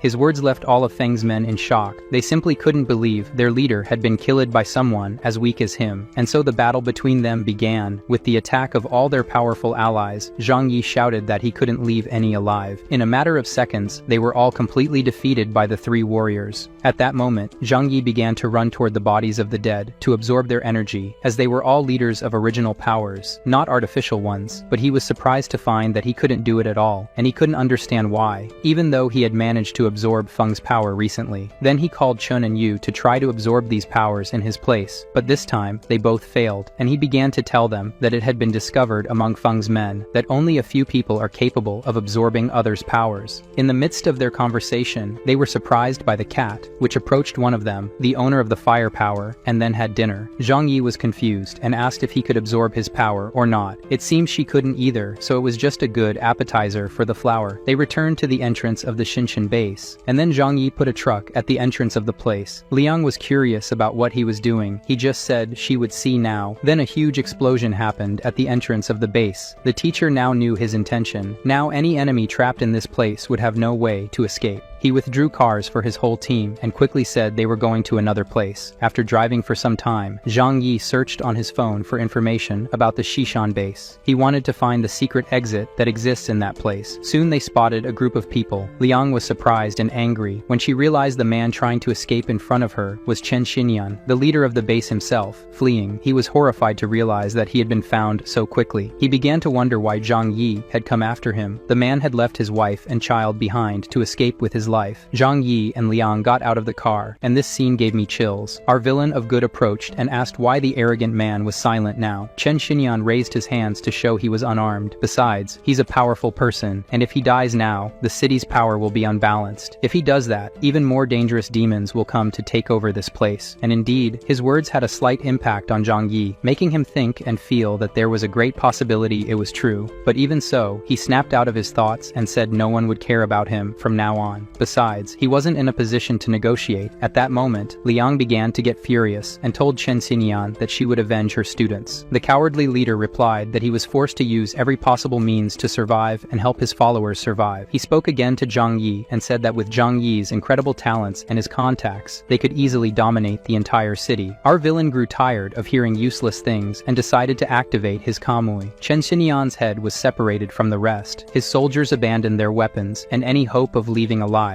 Zhang Yi would show no mercy. They were willing to approach him with grenades to have a chance for all of them to confront the devil about their sins. Our villain hit their legs, and then the grenades that had been thrown at him, he absorbed into his alternate dimension. He was like an invincible god now. The men could only beg for their lives, but without mercy, he returned the grenades from earlier, and then the barbecue went too far. The other soldiers had the fortune of being sent to the death dimension faster. While Zhang Yi burned all the bodies of the defeated, Liang wanted to know if what he was doing was really necessary. He was too cautious. For Zhang Yi, this was normal, but what if people came to avenge these people? It's natural for him to eliminate all evidence. The teacher then doubted if that was possible now. He says that Chen Xinyan was an important person for the army in the city of Tianhai, and therefore, there was a good chance that someone would come to avenge him when they found out he was dead. And worst of all, there might be someone in the base who could inform the higher-ups about his identity and location. Zhang Yi says that caution is never too much. If she had thought better, she would never have taken her students to that place. These words hurt Liang. She thought that if she were like him, her students wouldn't have died. They were free to go home now, but Liang remembered that he needed to take her to her students. So after some time driving, our group arrived at Building 25, where this whole story began. Everyone who survived was there waiting for their teacher. Before leaving, Zhang Yi told her that he hadn't forgotten the agreement and explained that in Chun's village, which is near this place, there are many empty houses after the deaths of many villagers. She wanted him to take them all to that place, but Zhang Yi replied that their agreement didn't include that, and if she wanted something beyond the agreement, she would need to pay more. She thought they were already friends, so he could do that. Zhang Yi replied that they were friends, so she would have a discount. He made it clear that nothing comes for free, and since she had nothing to offer him now, Liang said she would take care of them alone. Zhang Yi then bid farewell to his dear friend and said they could see each other soon, because he lives near that city. As she walked away, Zhang Yi had a look that revealed his true personality. In secret, he said he didn't care about her students, but he needed to maintain a good relationship with her, someone so powerful he couldn't afford to lose. He said that soon he would have her in his bed, or in his group, because that would be enough. Lang returned to Building 25 where her students were, and she found them burning furniture to keep warm. She went to ask if they were okay, but all they wanted to know was why Zhang Yi had left. Wasn't he supposed to provide food and take care of them all? Lang explained to them that Zhang Yi would come back later and take them to a better place. Upon hearing that this place was a farming village with houses and fishing opportunities, the students became outraged. They wanted to know why Karen and Singson could live in the village where Zhang Yi was, and they couldn't. They all complained that the two girls could live in a much better place than them, and insisted that Leon talk to Zhang Yi so they could live in the same place too. They all complained that it was too cold and difficult to have to fish for food. At this point, Liang began to feel frustrated with her students' lack of gratitude and shouted that the discussion was over. She was tired of trying to save them from the Zishan base. She became irritated with them and said they were free now. Anything was better than being in that base. Liang Liang sat down and told them to rest because tomorrow morning Zhang Yi would help them go to the exterminated village. The next day, we see Zhang Yi in the car telling Uncle Yu that he should pack his things and come live near him in his bunker because the place is full of luxurious houses, and Zhang Yi believes it's better for them to live close to each other so they can take care of each other. His uncle agreed that this would be great, and that after this great battle, he understands the power of cooperation. Additionally, the veteran also mentioned that it was scary to live alone in such a big building. The chubby one finds this strange. How can such a powerful man like his uncle be afraid of anything? Zhang Yi made it clear that his uncle's fear makes perfect sense if they analyze the words of Chen Xinian before he went to talk to the devil. Tianhai City has other military forces besides them. This is worrying, but at the same time, the three of them destroyed more than 1,000 people in one night, so they are the real danger of this city, and from now on, they will live together. So our villains got out of the car to get their things from Building 25 and go to their new home. When Zhang Yi returned home, everyone sighed with relief. He reassured them, saying he was fine and nothing had happened to him. His uncle was also welcomed by his delightful wife. Zhang Yi then noticed Karen standing silently beside him. He approached and hugged her, whispering sweet things in her ear. Thanks to her, this victory was possible. They would never have succeeded without her and her bombs. Meanwhile, Singson watched from afar, wondering why she wasn't receiving as much attention. At that moment, Zhang Yi noticed Singson standing nearby and said that the greatest credit of all belongs to her. Her hacking skills initiated this plan. Zhang Yi then gathered everyone to talk. His uncle wanted to know their leader's plans. Our protagonist decided they should return to the larger bunker. There are many mansions there that they can use. Zhao Heimi felt relieved. That place was her home, and she had worked all her life to buy a house in that condominium. Zhang Yi then said that they would all move out of this apartment and leave supplies here for this place to be an emergency base. The girls grabbed their suitcases, and then Zhang Yi was going to lock up his first base where it all started. He noticed that Li Jing was hiding at the end of the hallway. The man replied that everyone had been awake since yesterday, afraid after hearing an explosion from the west. But Zhang Yi completely ignored what he said and asked about his health and if he felt anything strange lately. Li Jing replied that he didn't feel anything strange, but his health was terrible, to the point that the doctor with them in the building told him not to use his ability, or he would become fertilizer for the seeds. Zhang Yi then said it's okay, since he's fine, he'll leave now. Shortly after, finally, all our heroes arrived at Zhang Yi's palace. He told the otaku and his uncle that they could rest today, and the next day they could choose a mansion in this condominium to live in. After that, Zhang Yi entered with his cat and locked the door behind him, saying he couldn't believe he could finally sleep and rest after a whole month of torment. In the morning, we returned to teacher Liang and her students who finally arrived at Su village. Some residents stayed in the village and were not taken to the excision base, and of course the villagers who hadn't seen her since she was with Feng's gang were afraid of her and thought she was a spy. On the other hand, Liang was worried because the resources they got from Zhang Yi would soon run out, and of course she knew very well that her students were weak and couldn't fish in the Exu village's river either. The teacher thought the only alternative was to ask Zhang Yi for more food. As we returned to Zhang Yi, he was in his love nest with Zhu Qir, who was telling him that things were calm and they should consider having a child. Zhang Yi replied, saying it didn't make sense to have a baby now. They would have to take care of a child every day. He reassures the girl, saying that the times are still uncertain. As he looked at his wife's sad face, Zhang Yi thought he had no plans to have children. For him, it would just be one more life to worry about. But for his beautiful Zhu Qir, this was important. She wants to have a baby to strengthen their love. Our girl thinks that every day more girls come to live in this refuge. Having a baby is a guarantee for her to keep her place in Zhang Yi's heart. As if he could read her mind, our villain says he has a solution for her to keep her place in his heart. Zhang Yi says she must train her body and keep her body sexy and her face beautiful. She also has to work on her secret feminine technique. This response embarrassed the girl, and she tells her love that he can't say such things. Furthermore, how is she going to train her feminine technique alone? While Zhang Yi said things I can't show here, his uncle went to the door of his room to say there was something important. He was embarrassed to hear something and said that Liang was calling for Zhang Yi. Our villain went down immediately and told Yang Me that he was busy now. He went to Liang and was kind, telling her to sit down. He was being very polite because he wanted something from the woman. She tells about her difficulties with her students, and Zhang Yi says that a skilled woman living such a difficult life and having to work so hard for others is sad, so she could live in this place with him. The girl, upon hearing everything, says that the agreement was for them to unite to defeat the excision base, and then Zhang Yi would provide food and shelter for everyone for a while. She needs more food for her students. Now that the enemy base is destroyed, he doesn't need to worry about keeping a lot of food for the future. Liang knows her students are spoiled, so it will take time for them to become independent and find their own food. Zhang Yi asked how all this was possible. Didn't they suffer a lot at the excision base? Liang didn't want to talk about it anymore. He can provide food for a while longer, and she will think about how to solve their problem problem later. Zhang Yi is a man of his word and then withdrew a lot of food from his dimensional space for her. He explained that these resources would be enough for her and her students for about half a month. Liang deeply thanked him for this, and Zhang Yi just replied that she deserves it all, but he questions if it's safe for a woman to be responsible for so many young students. This makes the girl sigh. So those words had some effect on Zhang Yi. Liang remembers that since the apocalypse began, she has been working hard as a teacher and protector of these students, and above all, they are not truly grateful for her dedication. Even thinking this way, Liang responds that she cannot abandon those people, as they won't survive in this world alone. She would be unable to forgive herself for leaving them behind. Zhang Yi is saddened to know that she puts her life aside to dedicate herself to others. That's something he would never do. He then has a brilliant idea. He can help Liang to free herself from these students responsibly. Perhaps then she can leave them behind and join him, since she insists on not abandoning those useless parasites due to a good person instinct. He thought to himself that if he could find a convincing reason for her to abandon her students, then he could live comfortably and be very happy. Furthermore, he knew very well that her students would be like demons, as he still remembered how they treated Xingxin when they threatened her with death. When he snapped out of his thoughts, he questioned Liang that most of her spoiled students were over 18 and yet they only rely on her like children who aren't even hers, and when the agreement ends, how will they feed themselves? This left Liang extremely frustrated, thinking they would grow up and mature after all they went through in the Excision base, but she was wrong. Then Zhang Yi entered and told her that he knew she was having difficulties with her students and decided to help her. Liang didn't believe him and was very surprised. To understand better, she asked what he meant by that. Zhang Yi replied that, as she knew, he had many resources, and it would be very easy for him to provide for her and her students continuously. Liang knew very well that this didn't come for free, and asked directly what he wanted in return. Zhang Yi said he wanted to feed the students. The protagonist told the girl that he already has plenty of food and equipment for many years. Zhang Yi couldn't bear to see Liang work so hard like this. What he wants in exchange for giving food is her herself. He wants Liang for himself. The woman was ashamed and said out loud that she would never sell her body in this life. He's crazed to ask for something like that. Zhang Yi then says she didn't let him finish. He wants her as a martial arts teacher. How can she think of such indecent things? Our villain says he wants to know what's on her mind. Is she really a teacher? What subject then? Liang was embarrassed and apologized for her misunderstanding. Zhang Yi then decides that if she thinks so badly of him, then she doesn't deserve this help. The woman apologizes more and accepts his kindness in exchange for teaching martial arts in bed. Xingxin was listening to this whole conversation and asked herself if Zhang Yi also wanted to date their teacher. Liang was determined to accept this in exchange for helping her students. Our shameless protagonist says she must come every day to teach 2 hours a day, and then he will provide food for 10 people every day. Only 10 people is little. Liang has 16 students and asks for more, but Zhang Yi is very clever and says the intention is to make her students learn to be independent. If she gives enough food all the time, they will never need to make an effort for more. Liang then accepted the situation and told him that 10 people were better than nothing. After Liang left, Zhang Yi relaxed. Although he didn't show it, he was tired. However, it seemed he wouldn't be able to relax for long. Xingxin and Karen arrived at the location. He said they were late because their teacher had already left. Xingxin says they didn't come here to talk to her, and this makes him curious. Why not? They reply that if they had come here earlier, they would have disrupted the negotiation. Xingxin then asks if he wants to consume Liang too.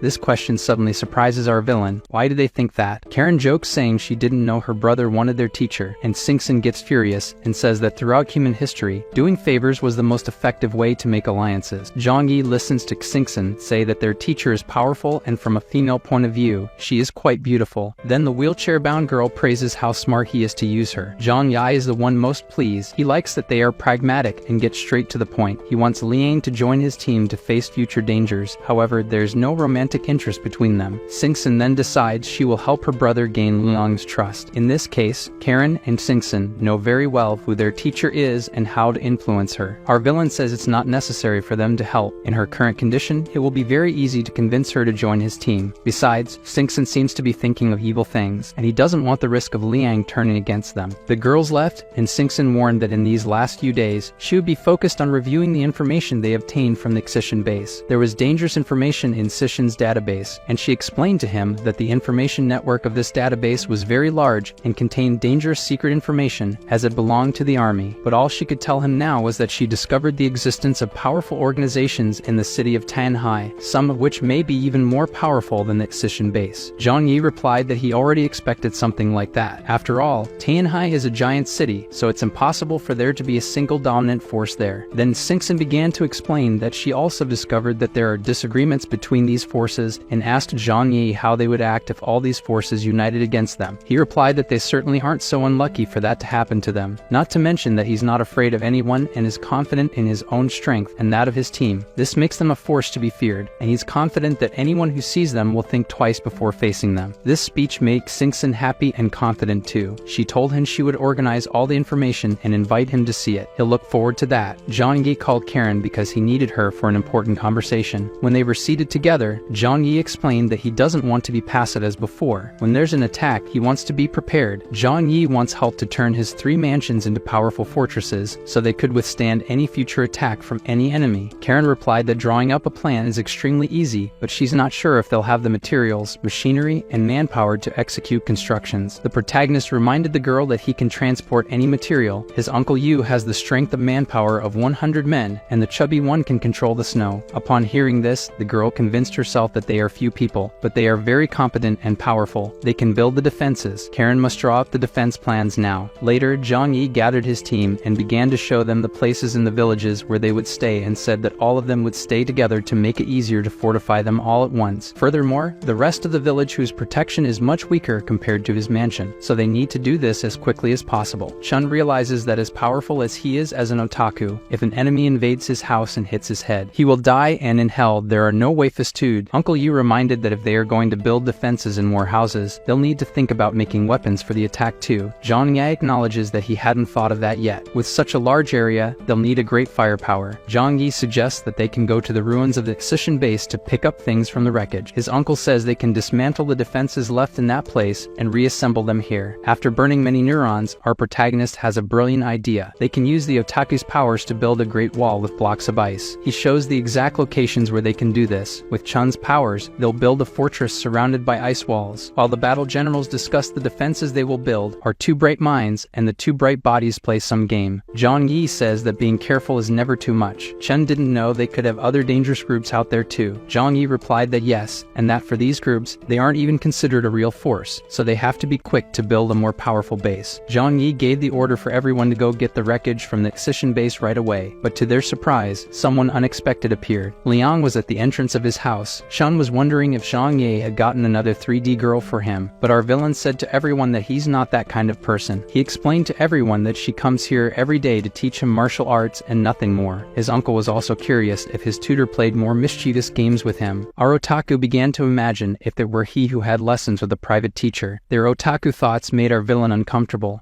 Yeah, boy. Liang was invited to enter, and she was surprised to see so many people here. She found this place very comfortable, like a big family. The girls she knew were also there. It had been a while since the teacher had seen her 2 students. Singson and Karen said they always felt safe with Zhang Yi. Singson also said she could ask her brother Zhang Yi to let her live with them too. This was an attempt by Singson, but her teacher refuses to leave her students alone. Singson doesn't give up and responds that she can come live here and still help her students. If she doesn't, and they learn to survive on their own in this world, she'll be their slave forever. Upon hearing these words, Liang asks if Zhang Yi would accept her here. The teacher asks her former student if it wouldn't be selfish to leave the other students alone in that village. Singson says she can convince Zhang Yi to let her stay. Now as for the students, Singson thinks no matter where they live, it won't change their living conditions. Furthermore, if she lives here, she'll be able to help her students much more with food. Singson knows her teacher was tempted to accept, and then creating a way to make it seem like the best for her students can convince her. Looking around, it was natural for Liang to want to live in this cozy place. Singson knew Zhang Yi's plan is to create a way to make her stay here and leave the students outside unprotected. When that time comes, they will be eliminated. Liang says she'll think about it, and our girl will wait for her answer. After their conversation ended, Zhang Yi takes Liang to her first day of martial arts classes. He notices that her clothes are like trash, so he gets her some new clothes. These luxuries make her ashamed because she must take a bath and put on clean clothes to be able to practice. When she returned with new and clean clothes, her confidence had increased, so Zhang Yi tells them to start. Her teacher says he must be prepared like a man, and then they begin to practice. Run. 2 hours later, Zhang Yi was destroyed, and his teacher hadn't even sweated her new clothes. She reminds our protagonist that becoming a master takes many years, but Zhang Yi just wants to be able to defend himself better if needed. Liang thinks that if he defeated Ling Feng, then there shouldn't be people who can face him in battle. Zhan's look turned cold. Everything in this world can be unpredictable, and he must be prepared. After that, he said they should continue tomorrow and handed the food to her to take away. Liang remembers Singson's words and thinks that if it were Zhang Yi who had said all that, she would be sure sure he was conspiring against her students, but since it was Xingxin, such a pure girl must not have bad intentions. Little does the teacher know that Xingxin is more degenerate and terrible than our protagonist. We just need to remember that she liked people mistreating her, and then commanded the flower cat to make him her food. When her new evil student leaves the room, the teacher begins to question if she can really live here and be welcome. Leaving the hall, he met Chun, and he suggested bringing Liang with them on their trip to the Excision base. Although they supposedly blew up the entire base, he was still tense, worried, and afraid. Uncle Yu said Chun should be braver. He has extraordinary power and looks like a scared rat. The leader says there's nothing wrong with being cautious, but that's different from being cowardly. He also says that at the right time, he will call Liang to go with them. As for Liang, on the way back, she was thinking about Zhang Yi's offer and whether she should discuss it with her students. When the students saw the resources she had, they were happy and went like zombies for the food. Now relieved, Liang wanted to know how they did on the first day they could go fishing in the river. The student who did errands for the greedy woman at the Excision base said she should know they suffered a lot pedaling bicycles every day, and now that they can have fresh air and freedom, no one wants to work outside in the cold. They only caught 3 fish. She didn't expect it to be different. The boys weren't satisfied with so little food and wanted more, but one of them was sensible and reminded that this food was from Liang that she got from Zhang Yi. They should be able to go after their own food with their own hands. One of them asked Liang, since she goes every day to teach martial arts to Zhang Yi, she could ask him to let everyone live in his house too. They can eat less food and help with chores if necessary. Other students insist that Karen and Xingxin can, so why can't they? The teacher then says with a serious look that they are not like those 2 girls. Xingxin is Zhang Yi's bride's sister, and Karen is Xingxin's best friend. Moreover, the 2 have great intellectual abilities that none of them can compete with. Even after hearing all this, her selfish students asked Liang to try harder to find a way for them to live in that place, and with those words, Liang is now sure she would be unable to talk to them about Zhang Yi's offer now.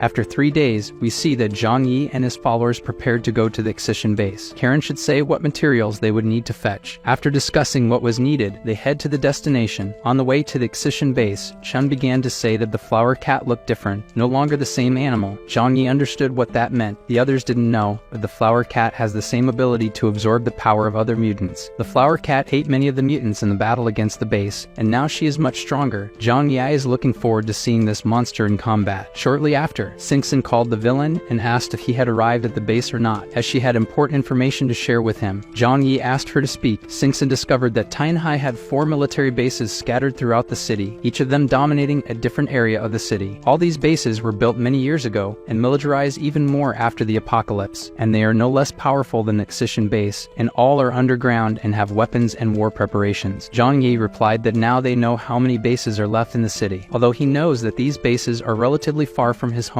it cannot be certain that they do not want to expand their territory and may come to them. However, Xingxin interrupted Zan's thoughts and said that there was one more special force besides these 3 bases, but there wasn't much information about them except that they had numerous people. Zhang Yi thanked her for all this important information, which made our 4-wheeled lowly girl happy, and said she will get more information for him. As for Chun, he was afraid when he heard about these other bases and was praying they wouldn't target their group. For Zhang Yi, this is something he hopes for as well. Besides, after the death of 90% of Tianhai's population, there will certainly be enough resources for the remaining 10%, so he was confident that there would be no need for conflict to exploit the city's food resources. Even though the future is uncertain, his uncle was aware that the worst situations always happen. In this case, Zhang Yi was confident that no matter the group, the 4 of them in this car could destroy any army. Finally, they reached the Excision base and ran towards the goal. Near the base, 2 groups of people were standing, and it seemed they were from different bases because they were arguing. They agreed that the entrance to the base was blocked. They wouldn't imagine that Chen Xinian would offend the neighboring city and be destroyed by missiles. One of the leaders said that Chen Xinian had always been very arrogant, and that ultimately led to his demise. The group with the red-haired man was saddened because their trip was in vain, as it was not possible to enter the base. Clearing all this debris and wreckage blocking the entrance to the base will require a lot of effort, and they cannot achieve it now. However, one of the base leaders is sure that there will be many resources left inside the base that will be useful to them. The red-haired man says they could use the powers of the mutants to clear the way, but how will they manage to transport all these materials to their bases? The base of the man who arrived first is 200 kilometers away from this place. When asked if they can transport these resources, the red-haired man says they are in the same situation. He came to this place only to confirm the situation of the Excision base. Confirming that they are all dead is his best news. Even if the resources could not be taken away, now the men were rivaling over who would have the right to take possession of this territory. Zhang Yi and the others were watching this situation from afar. His uncle then recognizes that they must be the other bases Singson had mentioned. Our protagonist says they should just follow him and not say anything. Zhang Yi goes to the two groups. The symbol on his chest is from the fake uniform he made from the excision base. These people thought all the people from this base were dead and were surprised by this. As Zhang Yi then owns this place, the red-haired man quickly says he was here just to get information. He had already got everything he wanted, so he will leave right away. In his thoughts, the representative of the Qingcheng base was sure it wasn't worth getting into conflict here for something they couldn't even take. But unlike this first group, the representative of the Choyu base argued that they don't believe our group are survivors of the excision base. Zhang Yi, on the other hand, paid no attention to the questions and only ordered that if they had gathered the information they wanted, they should return to their territories. Our protagonist and his soldiers were determined not to create conflicts, but the man shouted for them to wait. The man said they did not understand the situation. Any survivor no longer has the right to this base and territory. The soldier is a powerful mutant and will be the new owner of this place. Chun was surprised to see another mutant. The soldier showed his powers and said he was used to killing enemies as if they were ants. After these threats and displays of absolute power, he was confident they would not resist. Zhang Yi said he didn't want to cause trouble, but since it won't be possible to avoid it, he shows the true meaning of power. The fire mutant's head flies off, and the flower then turns into a demon and in seconds had the other two soldiers in her jaws. She spat out the men because they had no powers and the flower doesn't eat garbage. He tries to absorb the powers of this person, but it seems he was a newly awakened mutant, so he was very weak and could not add his powers. Chun then said that these arrogant youths consider themselves invincible when they discover their powers. As he guards the bodies, Zhang Yi says the Choyu base never faced major battles, and its members are weak. Our group of villains of good immediately went to the excision base to fulfill their objective. Using their absurd power of dimensional space, the corridor was completely clear for them to enter. It seemed there was no danger, so Floor led the way. In the first room after entering the base, the scene was one of complete chaos. They reached the first gate, and then Chun said he was feeling chills in this place. Zhang Yi said there are neither the living nor the dead to fear. They moved further into the base and finally arrived at the place with a sign indicating it's a weapons warehouse. Upon opening it, their surprise is great. It's simply more than they expected. This room contains the most powerful military equipment imaginable, including helicopters and RPG missiles. Zhang Yi says this must be the armament depot for the entire city, and they were here before the apocalypse. In Chun's eyes, these weapons must be useless to them with all that snow outside. Zhang Yi agrees, saying that if they were useful, Ling Feng would have used them when he attacked their home. However, the goal is to use the weapons from these vehicles. Uncle Yu is immediately interested in one of the weapons in the place. Zhang Yi could take everything here to his warehouse, and then Uncle Yu could choose what he wanted. He must remember that the purpose of these weapons is to set up the territory's defenses and not to play around. Their team steals everything inside because their dimensional space seems limitless. Moving to other locations, the path that was obstructed with debris, Uncle Yu used his strength and cleared the way for them. They continue and find computers and servers from the base. Zhang Yi says even this might have useful data for Xingson, so it will be taken too. The fearful otaku was startled by cockroaches hidden in the base's debris. He hits a rock and confirms there are hundreds of these disgusting things here. According to Zhang Yi, this place must have been where they made proteins for the workers. Although it's gross to know that, the protagonist says Chun's courage is like that of a woman. Observing the equipment used to turn people into food for others, Zhang Yi wonders if he should take this to Karen. Despite finding it cruel, he decides that everything has its usefulness, so it will be taken. They walk through more locations of the underground base, and after some time, the flower kitty gets scared. They don't know where the potential threat is coming from, but Zhang Yi feels like he's being watched from the shadows. After some time, they reach the warehouse, a door even Uncle Yu couldn't destroy by punching with all his strength. Zhang Yi then goes to open this door in the traditional way. He says they shouldn't underestimate the equipment just because they have superpowers. Zhang Yi says Uncle Yu can go ahead. Chun thought the boss would be the one to use it, but our villain has never used this kind of thing. Uncle Yu then does his job, and with much effort, they manage to break open the warehouse door. This large space with dozens of boxes seems interesting. Uncle Yu points out that there's something about the curtains there. Upon opening them, they find resources that wouldn't catch any of their attention, but upon seeing all this, Zhang Yi is sure Karen can use it to build things. He steals everything with the utmost happiness. A room next door caught the attention of our villains. Inside were the food supplies the base found and stole on its missions. Uncle Yu thinks Zhang Yi should keep most of everything because he contributed the most to defeating the Excision base, and that's too much for them to carry and eat alone. Zhang Yi then said he has enough food for more than one lifetime and will always share with his allies. They don't need to treat him with so much respect as if he were a stranger. For his family, they will always have the best food. While they talk, we discover that the flower kitty is actually a cat with big balls. After they made all the raids they needed, they blocked the entrance of the base again. In addition to the heavy stones Chun should reinforce, he launched tons tons of snow and made an ice barrier as well, and then they went back home by car. At Zhang Yi's house, Liang went to do her martial arts session with the protagonist, but he hadn't returned from his mission yet. Zhu Qier warned her about this and that Zhang Yi left a message to cancel today's class. Liang was shocked by what she heard because she knew it would mean she would return today empty-handed to her hungry students. Zhu Qier then asked if she was hungry. She replied that she could come in and eat with them. Although Liang was starving, she refused and would return tomorrow. Zhu Qier was saddened to hear that she had come here in vain, but Liang told her not to worry about it because it's the student who sets the class schedule, and then the woman fled embarrassed. Singson then appears saying this must be a martial artist thing. Zhu Qier says she should have at least taken some food for herself. Singson asserts that would be worse for Liang. Those former companions of hers are selfish people and are worthless. They would fight over a little food, and that's why Liang decided not to take anything. Zhu Qier then asks if Zhang Yi did this on purpose. Did he intentionally forget to notify Liang that he would be out due to his commitment, and thus make Liang come here giving hope of food to the students, and then she returned empty-handed to make Liang realize the reality of these students? Our crazy wheelchair loli says it must have been just that, and that Zhang Yi is amazing. With such a brilliant move, he will touch so many hearts. Singson is head over heels in love with our villain's wickedness, while Zhu Qier agrees that this is the kind of thing her fiancé would do. But to break our expectation, on the way back Zhang remembers that he forgot to tell Liang that he would be out today. As for Liang, when she returned to the village and saw the villagers working, she began to focus on them. At that moment, she was impressed because even the small children were working, while her students were just waiting for her to bring them food. She admits that Zhang Yi was right to let them fend for themselves a bit. When she returned to the students, they began to chase after her asking where today's food was. She replied that Zhang Yi wasn't home, so there was no food, and now they must go out and fish. They were disturbed and shouted that if Zhang Yi wasn't home, but he has plenty of food, then he should leave some reserved for them. Liang wanted to teach them not to blame others and to seek their own food. The students argued that they were not fishermen and their hands were hurt. Other students say all this is because Stingson and Karen are cruel. They were classmates for years, and now they have a good life and don't care about them. Soon everyone starts agreeing that the girls have always been bad people. Liang is surprised to see these people blame the girls who almost died at their hands. She begins to get angry hearing everything they're saying about the girls. Liang yells, ordering them to shut up. She will make an announcement right now. She tells them that from now on, she will live in the bunker with Karen and Singson. Liang decided she shouldn't pamper these people. They swelled with joy, thinking she would take them too. Liang then cut the happiness of these spoiled brats. It's not as they think. They all will stay here and learn to live on their own. Zhang Yi promised food for 10 people every day for her work teaching martial arts, and she will bring this food to them. Even knowing she would give up her food, her ungrateful students revolted and didn't want to accept this situation, even calling her selfish for doing so. The woman accustomed to ingratitude didn't want to listen to what they were saying and left for her new home. After 30 minutes, Liang left an environment of shouting and shitty egoism and was now in a warm place and well received. Zhu Qier was kind to her fiance's teacher and took her to see her students. Liang then, talking to the two girls, learns from Karen that life here is so good that Zhang Yi doesn't even let them do household chores. Karen received a studio where she can conduct the research she wants. The cheerful girl says she's happier here these days than in her entire school life. Similarly, Singson has a comfortable life and wants to know if the teacher returned to live like this too. The woman says Zhang Yi was right, and she is letting her students learn to survive. Singson then gets straight to the point and asks if the teacher wants to live here. Liang didn't want to admit to herself that her desire was to leave those people behind and live her own life, so Singson helped her accept this desire, saying that everyone has the right to seek their own happiness. Liang then starts crying, and they have a moment of catharsis. Then she asks Singson and Karen to speak to Zhang Yi on her behalf. Karen was convinced that Zhang Yi would not refuse Liang, as she has great skills. Singson just warned that there is only one absolute rule in this bunker. Everyone who joins must be prepared to obey his orders. Liang feels embarrassed and asks what that really means. Does everyone in this place have to do the leader's bidding, even the darkest desires? She blushes and hopes that with 4 women in this house, he doesn't want a 5th in his room. Singson dreams of frequenting the leader's room and can't, so Liang is lamenting for nothing. Singson tells Liang that she must have a misunderstanding. Since Karen and she arrived here, Zhang Yi has never shown any inappropriate behavior towards them. The woman was thinking dirty things, so Singson makes it clear that the big brother is not a perverted predator. On the contrary, he is an honorable man, and all he needs from them is their strength. If that's the case, Liang says she is ready to follow all orders, and after a while we see the perverted villain arrive and be welcomed home by his favorite hacker. He was curious why Liang was here at this time, so Singson explained the situation of why the woman was here now. The two terrible villains were talking about how Zhang Yi's plan worked. Liang was enraged with her students and decided to ask to live here. Now it's just a matter of him talking and accepting her stay. Singson was very involved in in making this work, and her big brother acknowledges that she is always very clever. Our protagonist tells the men to wait in the next room because he has important matters to discuss with Leon. Karen offers them some drinks, and then the three start their meeting. Leanne is embarrassed because she doesn't know Zhang Yi's real intentions in having her in his group. The woman thinks she is here to ask a big favor from the bunker leader. Because of this, Singson puts on her act and asks if Liang can live with them in this house. Zhang Yi, for his part, says that doesn't make sense. Liang has her students to take care of. She wouldn't want to live here. It's not that he's against Liang living here. The teacher remembers that Zhang Yi invited her only once, and after she refused and said she should take care of her students, he never asked again. Now with a determined look, the woman thinks that if she is useful, maybe she can have a second chance to live here. Karen served a special drink to her leader and then gave her opinion. The students just take advantage of the teacher's good character. They don't deserve her dedication. Liang then makes it clear that Zhang Yi must let her help her students grow and learn to survive out there. She will follow all the orders and rules of this place. All the work and demands she will do. Our protagonist says he accepts her living here, but he's not convinced she will follow all the orders needed. She starts to tremble and says she will accept the orders, but there are limits she cannot cross. Zhang Yi then says she is sincere and kind. That's a quality, but at the same time, it's a flaw. If one day it is necessary to take the life of an innocent person to keep the base and the people here safe, would she be capable of that? She is aware that these situations can happen and says yes, but if it is a situation just to satisfy evil desires, she won't do it. Although she said this, Liang believes that Zhang Yi is a lover of peace. Singson says that's right, the brother doesn't kill except when provoked. She agrees with everything but emphasizes that she doesn't kill her own people. Our villain smiles and says that's obvious. Of course, he wouldn't be so wicked as to ask to kill people close to him. Those were his words to everyone, but with his dark expression, our villain says to himself that he does those services himself. Zhang Yi is also convinced that in a post-apocalyptic world, it's normal for people to die from accidents. Moreover, he is sure he would have the support of his girls against those who harm them so much. They seal the deal with a handshake, so she is now officially part of our protagonist's family. I think the MC won't need to lift a finger for those useless ones to die on their own. What do you think? Liang feels relieved to know that she will be able to help her ungrateful students and still live in this comfortable place. Singson, on the other hand, knows that her teacher is knave. It won't take long for those idiots to bring about their own demise. Zhu Qier and Yang Mai went to the newcomer saying they would throw a party to celebrate her joining the team. If they wanted to know if she had a favorite food for her, it could be anything. So much joy leaves the teacher adjusted in a way she can't explain. However, the reality is that the boss's two women realize that there is now one more woman in this harem. Zhang Yi's bed is becoming small for so many possibilities. Our villain warns that there will be a meeting with the other members, and then she should join. He explains that it is a war meeting where urgent matters will be decided. It's not like there's going to be a new war, but Zhang Yi explains that they found other military bases, and they are definitely enemies. Lian understands that this will happen. With a powerful base eliminated, there will be a power vacuum, and others will want to take over that region. By coincidence, Singson has new information to share about the Xishan base database. Zhang Yi calls the rest of the team, and then she can give the information to everyone. Currently, they are very comfortable with everything, but new enemies are nearby. It is imminent that there will be new conflicts, so Qinshin should pass on the information about the other military bases that exist in the city. Qinshin reveals that there are 3 other powerful bases, causing astonishment to those who did not yet know. The first of them is the Yangshang base. This region has a lot of oil and fuels. Its leader is Xiao Honglian, who has the ability of fire, and his assistant is called Zhuge Qingtuing, who has the ability of wind. The second base is the Chouyi base, which controls all the ships in the city. Zhang Yi was curious if it was possible to navigate in this weather. She explained that only the surface layer of the sea was frozen because it was impossible for the oceans and seas themselves to freeze. Our protagonist's curiosity is about if the sea did not freeze completely, who has ships can fish. Qinshin confirms that, and this base is the one with the greatest potential for seafood. Furthermore, the girl explains that the boats need a lot of fuel, so the people from this region need to come to their city. Seeing more information, Zhang Yi realizes that the soldiers she killed were from this base. The last of the 4 major refuges is Qingpu, whose leader is Sing Tian, and his ability is of a strange type, as it enhances the power of people around him. However, his face is unknown, and there is not much information about his territory. Qinshin discouraged was that in this apocalypse time, the major factions do not dare to confront each other and reveal their special abilities. Zhang Yi thought this was expected and thought to himself that these people certainly would not reveal their power until absolutely necessary. This is because, as long as there is competition for power and resources in Tanhai, all the base leaders will be cautious not to be overthrown. Qinshin continued to speak and explained that each base had something that distinguished them, and what distinguished the Xishan base was the great power of its army. The Yangshing base is energy, the Chouyi base is maritime transportation, and the Qingxing base is metal manufacturing. The other bases do not have large armies at their disposal, only individuals with special abilities. Among them, the excision base they defeated was the strongest of all. When Shinshin finished speaking, everyone was relieved that the risk from these enemies was less than what they had already faced. Even Zhang Yi, who was cautious, became more relaxed. However, the teacher was curious about the fourth force that Shinshin mentioned. She really mentioned only three. The wheelchair-bound girl says there's a group called Snow Worshippers. The religious leader has the ability to turn people into mutants.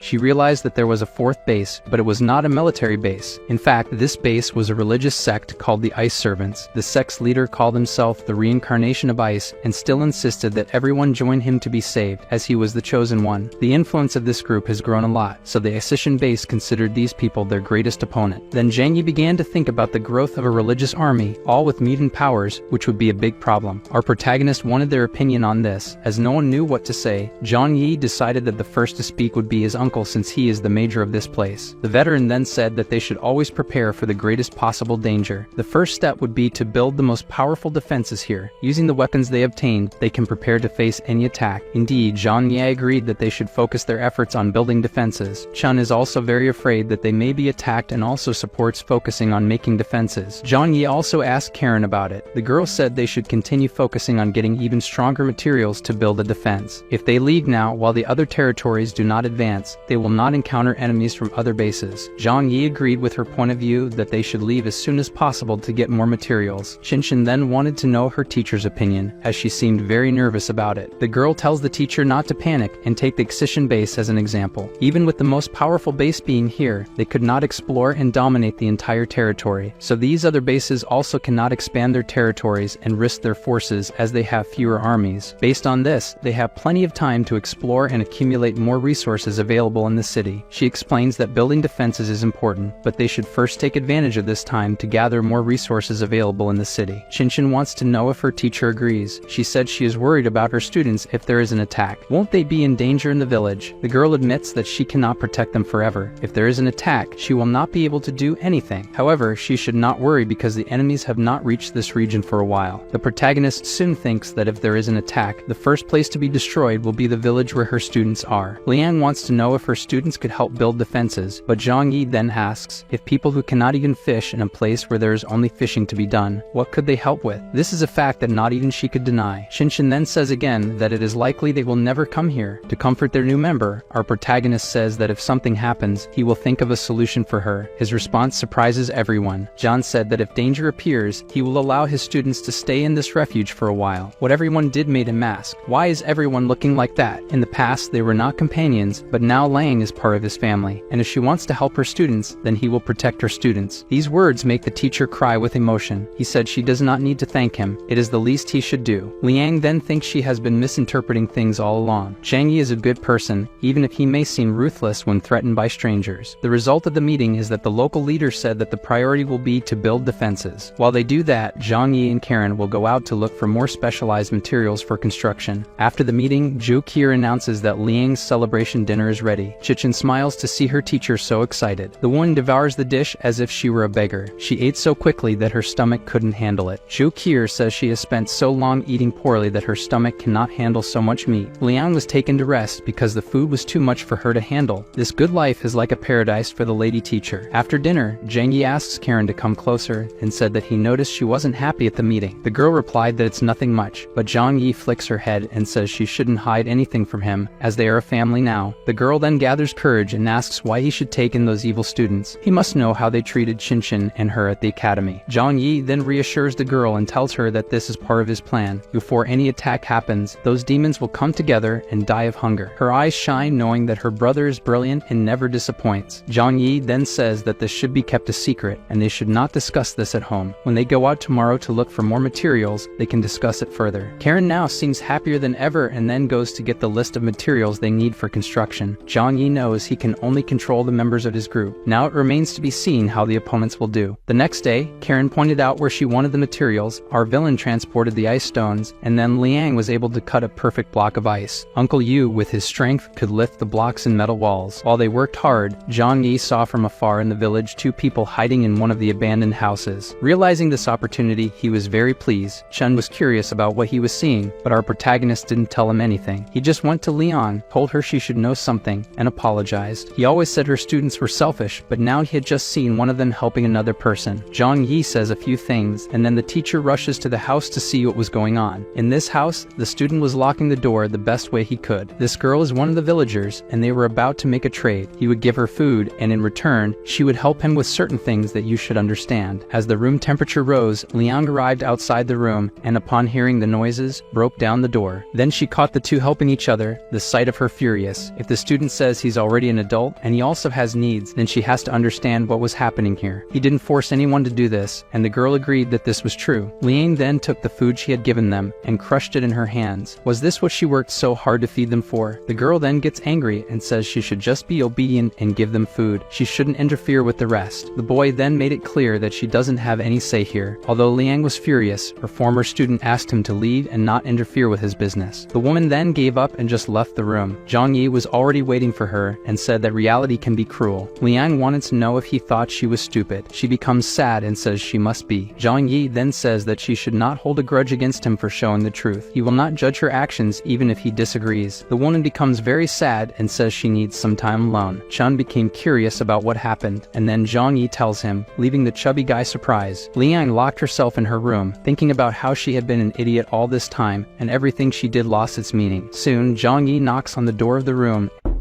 and comes to ask if she is okay. She said she just needs a moment and she will be back to work soon. However, our hero says that nothing is as urgent as her well-being. He came here because he was worried. Hearing that he was worried about her made her cheeks blush. Zhang Yi asked if he could come in for a chat, and she agreed. He sat on the bed and said he understands that this was a heavy blow for her, but he hopes she can move on, as there is a long way to go. Zhang Yi also said that if she has more problems in the future, she can talk to him, and that he will always be willing to listen. The woman then asks if he thinks she is an incorrigible idiot. Zhang Yi is sincere, says a little, but knows that she has her reasons for being so hopeful in those people. Liang opens up and tells about her past. She had been practicing martial arts since she was a child. All her life she devoted herself to it and dreamed of being a TV star or something very important, but being a woman was always an obstacle for her to stand out in the world of martial arts. So one day she decided to leave the martial arts path and work as a bodyguard. She says that was the most glorious time of her life. After a few years, she became very well known for her work, and then the academy hired her to be a physical education teacher and protect the rich and noble students of the academy. She becomes sad, saying that all her happiness was in the past. When the end times came, she lost everyone she had, and the only thing left was the responsibility to protect the students she had. That was the only thing that kept her going, and now she considers herself a fool. Liang says she can't live a selfish life like Zhang, who thinks of himself first and then others. The woman cries as she opens her heart. She just lost her last hope and faith that kept her going. In this cold and cruel world, she no longer sees a point in continuing to live just for herself. Our hero then says that she's putting too much pressure on herself, and besides, if before she was alone, now she has companions she can consider as family. Everyone in the refuge is different from the students she protected until now. He takes her hand and says she will need a new motivation. Liang can make him her new motivation. Thinking about his words, she becomes even more embarrassed and her head feels hot. This person in front of her was saying she should rebuild a new life and has the people of this place as her support. Additionally, he says he couldn't see her so sad. The embarrassed woman lets go of his hand and says she already feels better. Zhang Yi asks, does she really feel better? Liang responds yes, but she's still disappointed with her students and they need to mature. He gets up and leaves, leaving the woman behind. He was pensive about what happened. When he found Qinshin in the living room, now he asked if he had eaten the teacher. Zhang Yi, already knowing his hacker's provocations, simply replied that he has no interest in his teacher's body. Qinshin refuses to believe and says that Liang is very beautiful. Zhang agrees that she is beautiful, but very troublesome, and her problems are what he hates the most. The protagonist whispers in his ear that at least now Liang won't see his students as she did before. He tells him what happened and what she witnessed in the cabin. This information makes Qinshin say that they are truly repulsive. John then says that the best thing to do is to convince Liang to abandon those people, and then he can eliminate all of them without worries. Qinshin openly hurt her brother's intentions and said she will help him with that. These events leave our villain very satisfied. The next day, they were getting ready to go in search of materials. Karen was dressed in military clothes from the excision base that they supposedly belonged to. Her uncle Yu wanted to go to help, however, Jean replied that only the little flower kitty would be enough. Karen was eager for her commander's orders. He gave her a little squeeze on her nose, saying she is very naughty. Karen thinks she looks very pretty in this uniform, and Zhang Yi says he agrees, which makes the girl very embarrassed. He hands her something she can use to defend herself and asks if she knows how to use it. She says yes, so they set off on their mission. In the car, Karen wanted to know about the problem with Lan.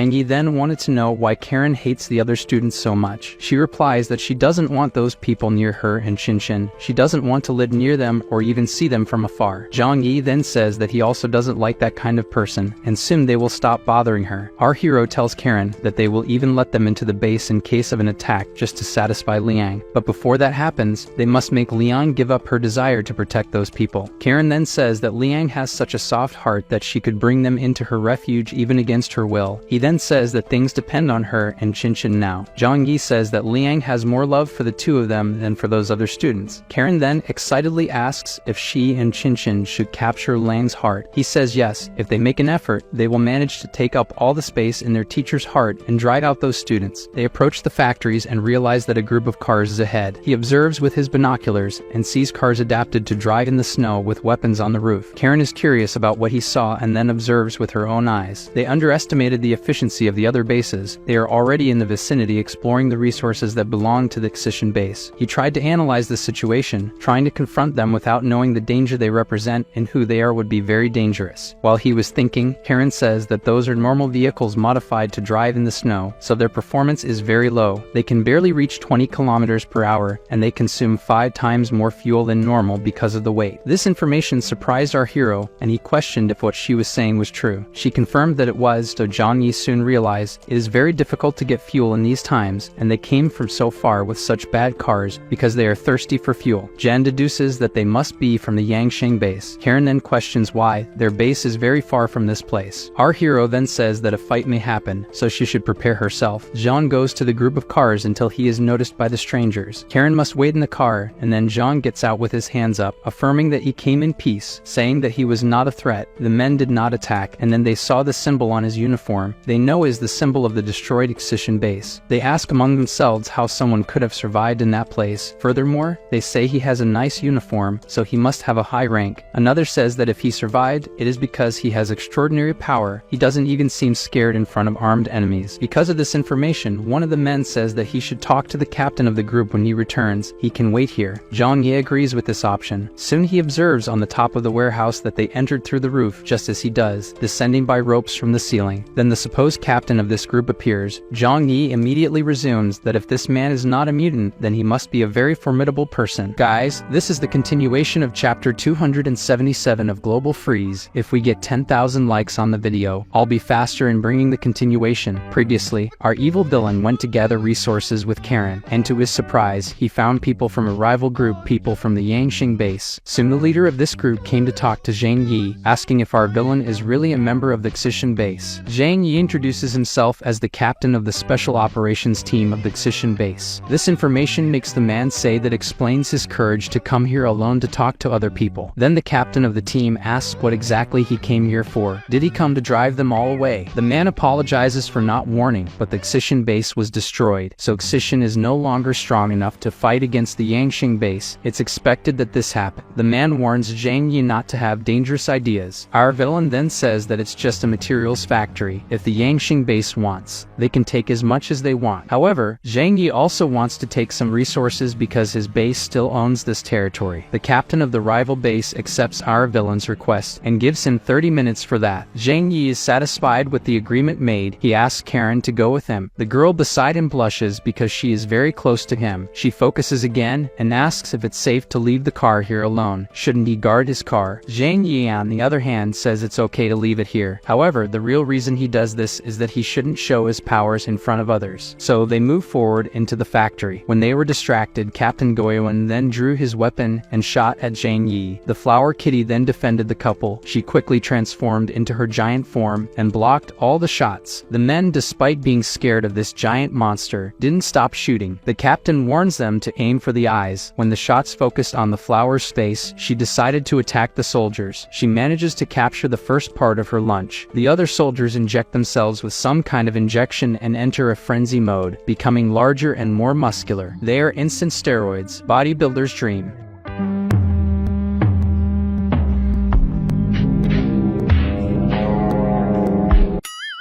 Zhang Yi realizes that this must be some kind of combat-enhancing substance. With this, Flower starts a frenzied fight against 3 soldiers. They manage to fight on equal terms against his giant mutant cat. While they were observing this fight, someone sneaked up behind them and shot them from behind. I bet you won't understand that the person fired and they were facing away before the bullets hit them. The two managed to turn around, and our protagonist managed to defend with a portal. Captain Goemon now recognizes that Zhang Yi is a mutant. Now that he was attacked, Zhang Yi doesn't hide his powers and decides to attack everyone. He shoots several times in the direction of his enemies and says that this is the end of them. Goemon orders everyone to split up. They couldn't imagine that one of their enemies' new abilities is to make bullets curve. He learned this from that movie.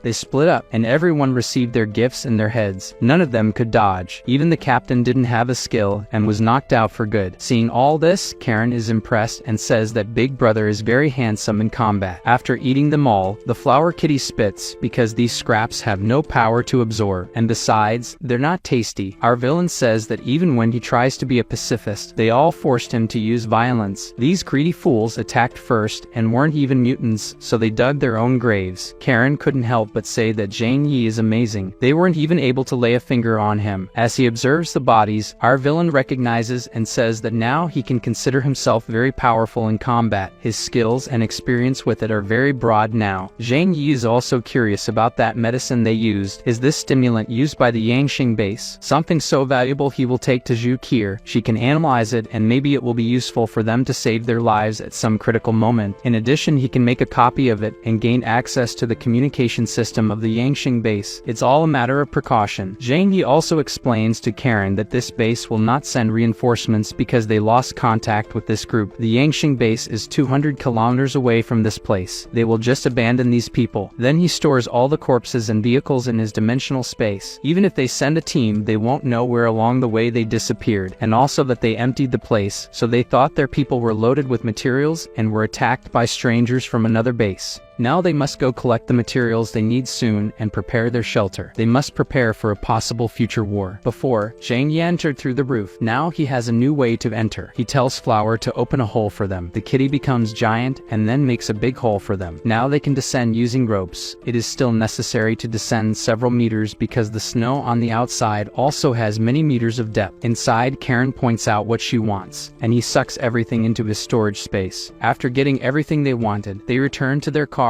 and drive towards their mansion. Our protagonist then sighs, saying that the war games will start again. He then starts to have an idea of what he should do now. Zhang Yi then tells Karen that she shouldn't tell anyone else about this encounter with this Yangxing base. Obviously, Karen doesn't understand why. The protagonist then says that this is something only they need now. He will make sure they don't leave the base carelessly, but he also doesn't want them to panic and worry about it. Now, they must focus only on building the defense. Zhang Yi says he will tell them at the right time. In the end, Karen is convinced that all of this was for the best for all of them, so she is amazed once again. When they return, they are still working, building the defenses of the base. When they are spotted, Uncle Yu asks if there is something wrong. Did they have any problem on the way? Our villain then says that no, they didn't find any trace of any enemy. He even states that at this moment the enemies need to focus on organizing their own territory. There's no reason for them to come to such a faraway place. Soon we understand why the protagonist is doing this, because Professor Liang is very happy to know this. She believes that now her students are safer. Then, to play his role, our protagonist says that currently there is no danger, but they must focus on expanding defenses and staying alert. Zhang Yi then approaches Liang and says that he doesn't mind letting her students come to this place if there is any danger, but he also says that it wouldn't be fair to Chinchin and Karen to live with them in the same place. She must remember everything they did to the two girls in the past. These words make the teacher sad because she knows he's right. Meanwhile, our villain signals to Karen to play her part. The girl then approaches and says that the teacher should understand why she brought those students to live nearby. Doesn't she remember the school days where they all mistreated each other? Does Liang not remember how cruel they were to the two girls all that time? These words make the teacher admit that she remembers it that way, and she would very much like them to survive far away on their own. However, she cannot deny caring for those people, so strategically our protagonist interrupted the conversation, saying that they should focus now on building the defenses resources. He takes Karen away and signals to the teacher. This gesture was understood by Liang as if he were avoiding Karen from arguing with the teacher because of the students. Liang is grateful for that, and later, the protagonist really focuses on making the constructions that Karen needs. He takes out the materials and asks how she wants it. Karen explains that if they don't worry about aesthetics, they can reinforce those walls in 3 days. To this, Big Brother says it's not a problem. It doesn't need to look pretty, only defense matters to be efficient. Then he asks if Karen needs help with something. The girl stretches and says it's not a problem. She's a bit slow, but he doesn't need to worry about the quality. Our villain then goes to Chinchin's room and knocks on the door. The four-wheel girl is very happy to see him. Zhang Yi tells her that the last time he went out with Karen, they found something very interesting. After chatting for a bit, he explains to the girl that last time they met people from the Yangshing base and killed them. He tells her that, contrary to what they expected, the enemies are lurking and may come to attack them at any time. However, he claims that he is not afraid of them. That's not a problem. Chinchin agrees with Zhang Yi and says that unlike the Xishan base, those people coming from so far away won't have equipment and missiles to attack them here. So, based on her own deductions, the girl asks if they can use this chance to clear out those students from Su village. Zhang Yi then says that this will be an accident. They couldn't have predicted that this would happen or done anything to stop it. He takes a signal jammer from his portal and plugs it in. He says this will be troublesome, but it will be worth it for Liang is very important to have her in the group. Tell me, what do you think of our protagonist's actions? Do you agree with this cruelty or is it simply fair? He hands over the satellite phone he took from one of the soldiers and says this is from the enemy base. She can try to use it to gather information. The girl affirms that it will be easy. If it's working, she'll manage. Chinchin will analyze the data she gets through it and organize it carefully for her brother. Now we are shown the Yangshing district. In the middle of a plant, 2 people are chained while being interrogated by soldiers. The soldiers inform their leader that 5 people tried to escape, and these 2 were captured alive and the other 3 dead. The 2 captured people, I don't know if they are afraid for their lives or are impressed with the giant melons in front of them. I confess I went for the second option. The woman then asks why she should spare their lives. She tells them they had to work here and in return received food and lodging, yet they ran away. Why should she trust them? The men say it was just an impulse and ask for forgiveness for trying to escape. She wants to know where they would go if they escaped from here. The men are scared and don't know what to answer. She then asks if they plan to go to the snow worshipper sect and join those hypocritical people. The woman says this with a scary look, so the men ask for forgiveness and say they won't do it again, while banging their heads on the ground. She asks her assistant's opinion about this. The bespectacled man says they now have miniature explosives, and it's a good time to test them. They can put them on these people, and those who try to escape again will be blown up. The woman asks to see the results of this. She puts a necklace on one of the men's necks and asks how far it works. Her soldier says that up to 5 kilometers from this controller will work. As soon as she presses it, the person with the necklace will have escaped from here to the other world. The woman with the big melons then tells them they will get a second chance. Now that they wear these necklaces, they can choose to stay here and choose whether to run away again or not. She also says this is a new product. She doesn't know if it's working. If they want to test it, they can run now, and if it doesn't work, they will be free. The men hope it won't work, and maybe if they run fast enough, they'll reach 5 kilometers before she can press the button. She waits for 10 minutes, then presses the button. If the assistant asks on the radio, what is the result that happened? He tells her that one of them exploded, the other failed, the explosive didn't work. The woman's name is Sakura Haruno.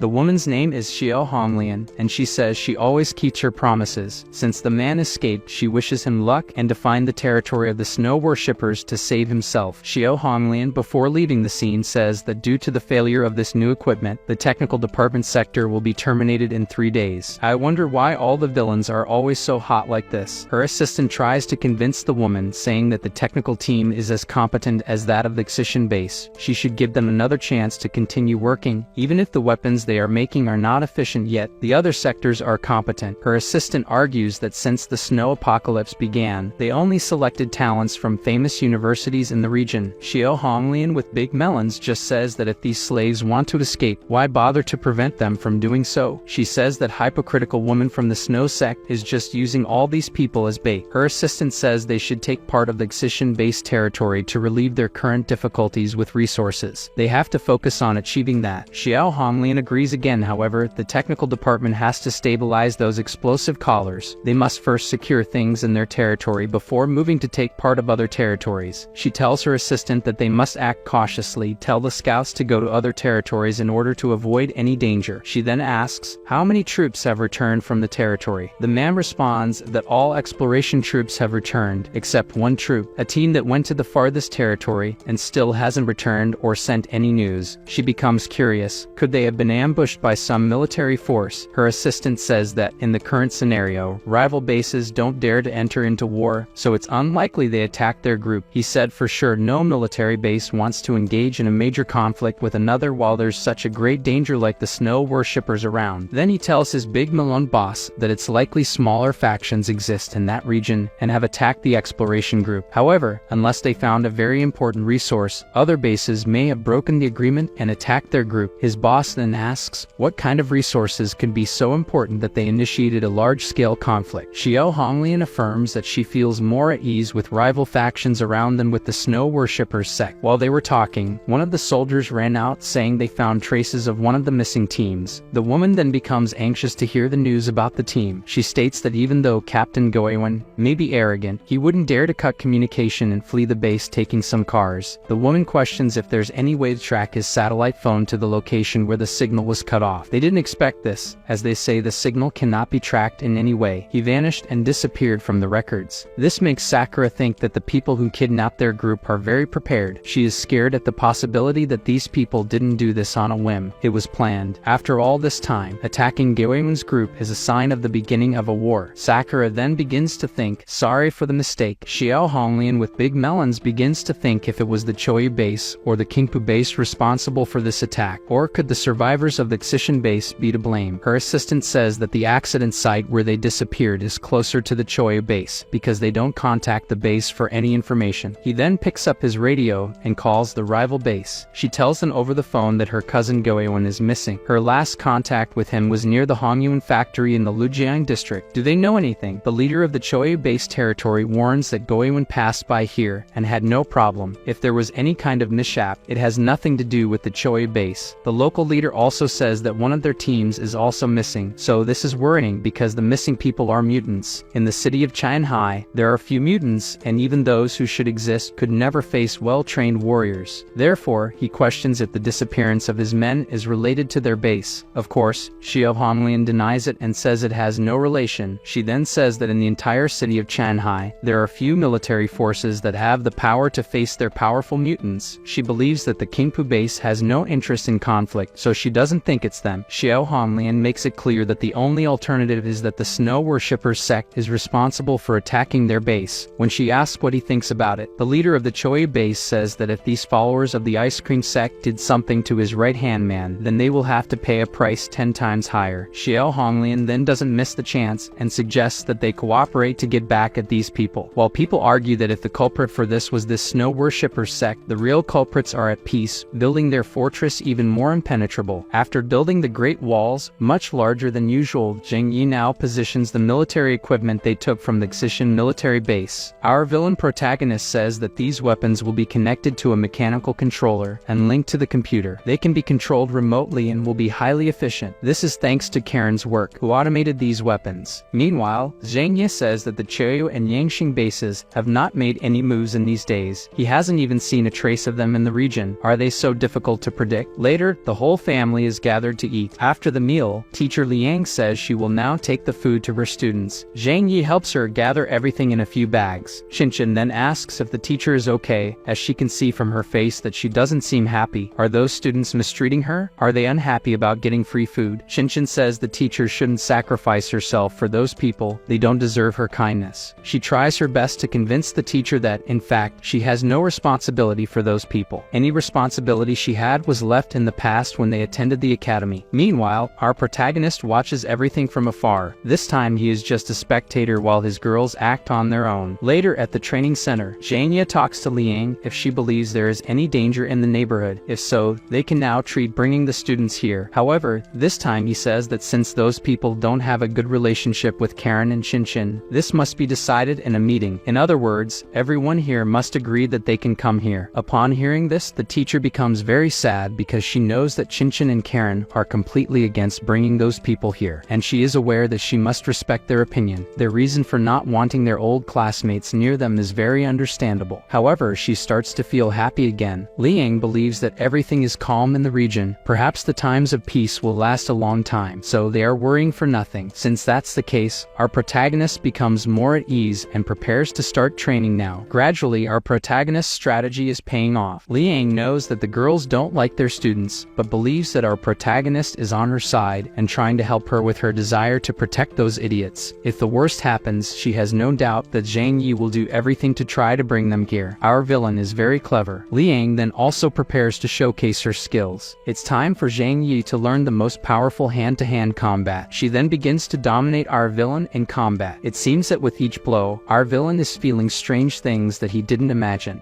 He says she has changed a lot since she arrived here. When she loses attachment to those inconvenient people, she will be a totally obedient pawn. After a long day, our protagonist is lying on the bed thinking about what he should do. Currently, he could turn on the phone he captured from the Yangshing base and leave it in the village of the students. Then he would attract those enemies to that location. Surely they would eliminate all those people. However, he would also attract the attention of the bases to his hideout, which is very close. He also thinks that maybe those bases will never find out that he is responsible and never come to his territory. After considering all the possibilities, our villain decides that he cannot expect peace to last forever. He must take the risks and be in control of the situation. Zhang Yi will execute this audacious plan. He hands the phone to the flower kitty. She must take it secretly to a hidden place in the Xu village. The kitty runs to the neighboring villain to leave the phone there and initiate our protagonist's evil plan. Meanwhile, the leader of the Great Snow Worshippers sect was speaking. She gathered her followers and holds her cult. She tells everyone that snow is white and pure. Their bodies and souls belong to the snow and have become as pure as snow. Those who like this video will receive great powers. She then asks for absolute loyalty from all who believe and wish for the purification of their souls. A person then brings a child and asks for it to be saved. The supreme leader places her sacred hand and it becomes radiant. The child, who was weak and maybe sick, is now full of health and crying. Everyone shouts that it is a great miracle, and they bless the great leader of the snow sect. Her name is Yuan Kami. Her mutant power is the blessing. After her cult, she was quite tired, and one of her followers says she should rest. She can wait to continue tomorrow. However, she refuses and says they must go on. Suddenly they feel a great tremor and all believers fall to the ground. People don't understand what's happening. The girl who seems to be second in command orders to protect the bishop, and the rest of the people must go together to face the enemy. Our Holiness in the ice cream sect says a prayer asking for a blessing to save her followers from this war of suffering. The followers will encounter the enemy. Outside, several cars are in front of the temple firing frantically at its entrance. The snow cult followers also have weapons and start exchanging shots with the invaders. Many start to fall. More fanatical people have attached explosive devices to themselves and run into the troops to blow themselves up. Xiao Honglian, the leader, then says these damned people are so fanatical that they sacrifice their own lives in vain. Thanks to brainwashing, they no longer fear death. Xiao Honglian then shouts that today she will remove this religious charlatan from power. On the enemy side, now the priests have entered the battlefield, while the soldiers shoot frantically with their weapons. The sacred mutants use their powers and are able to resist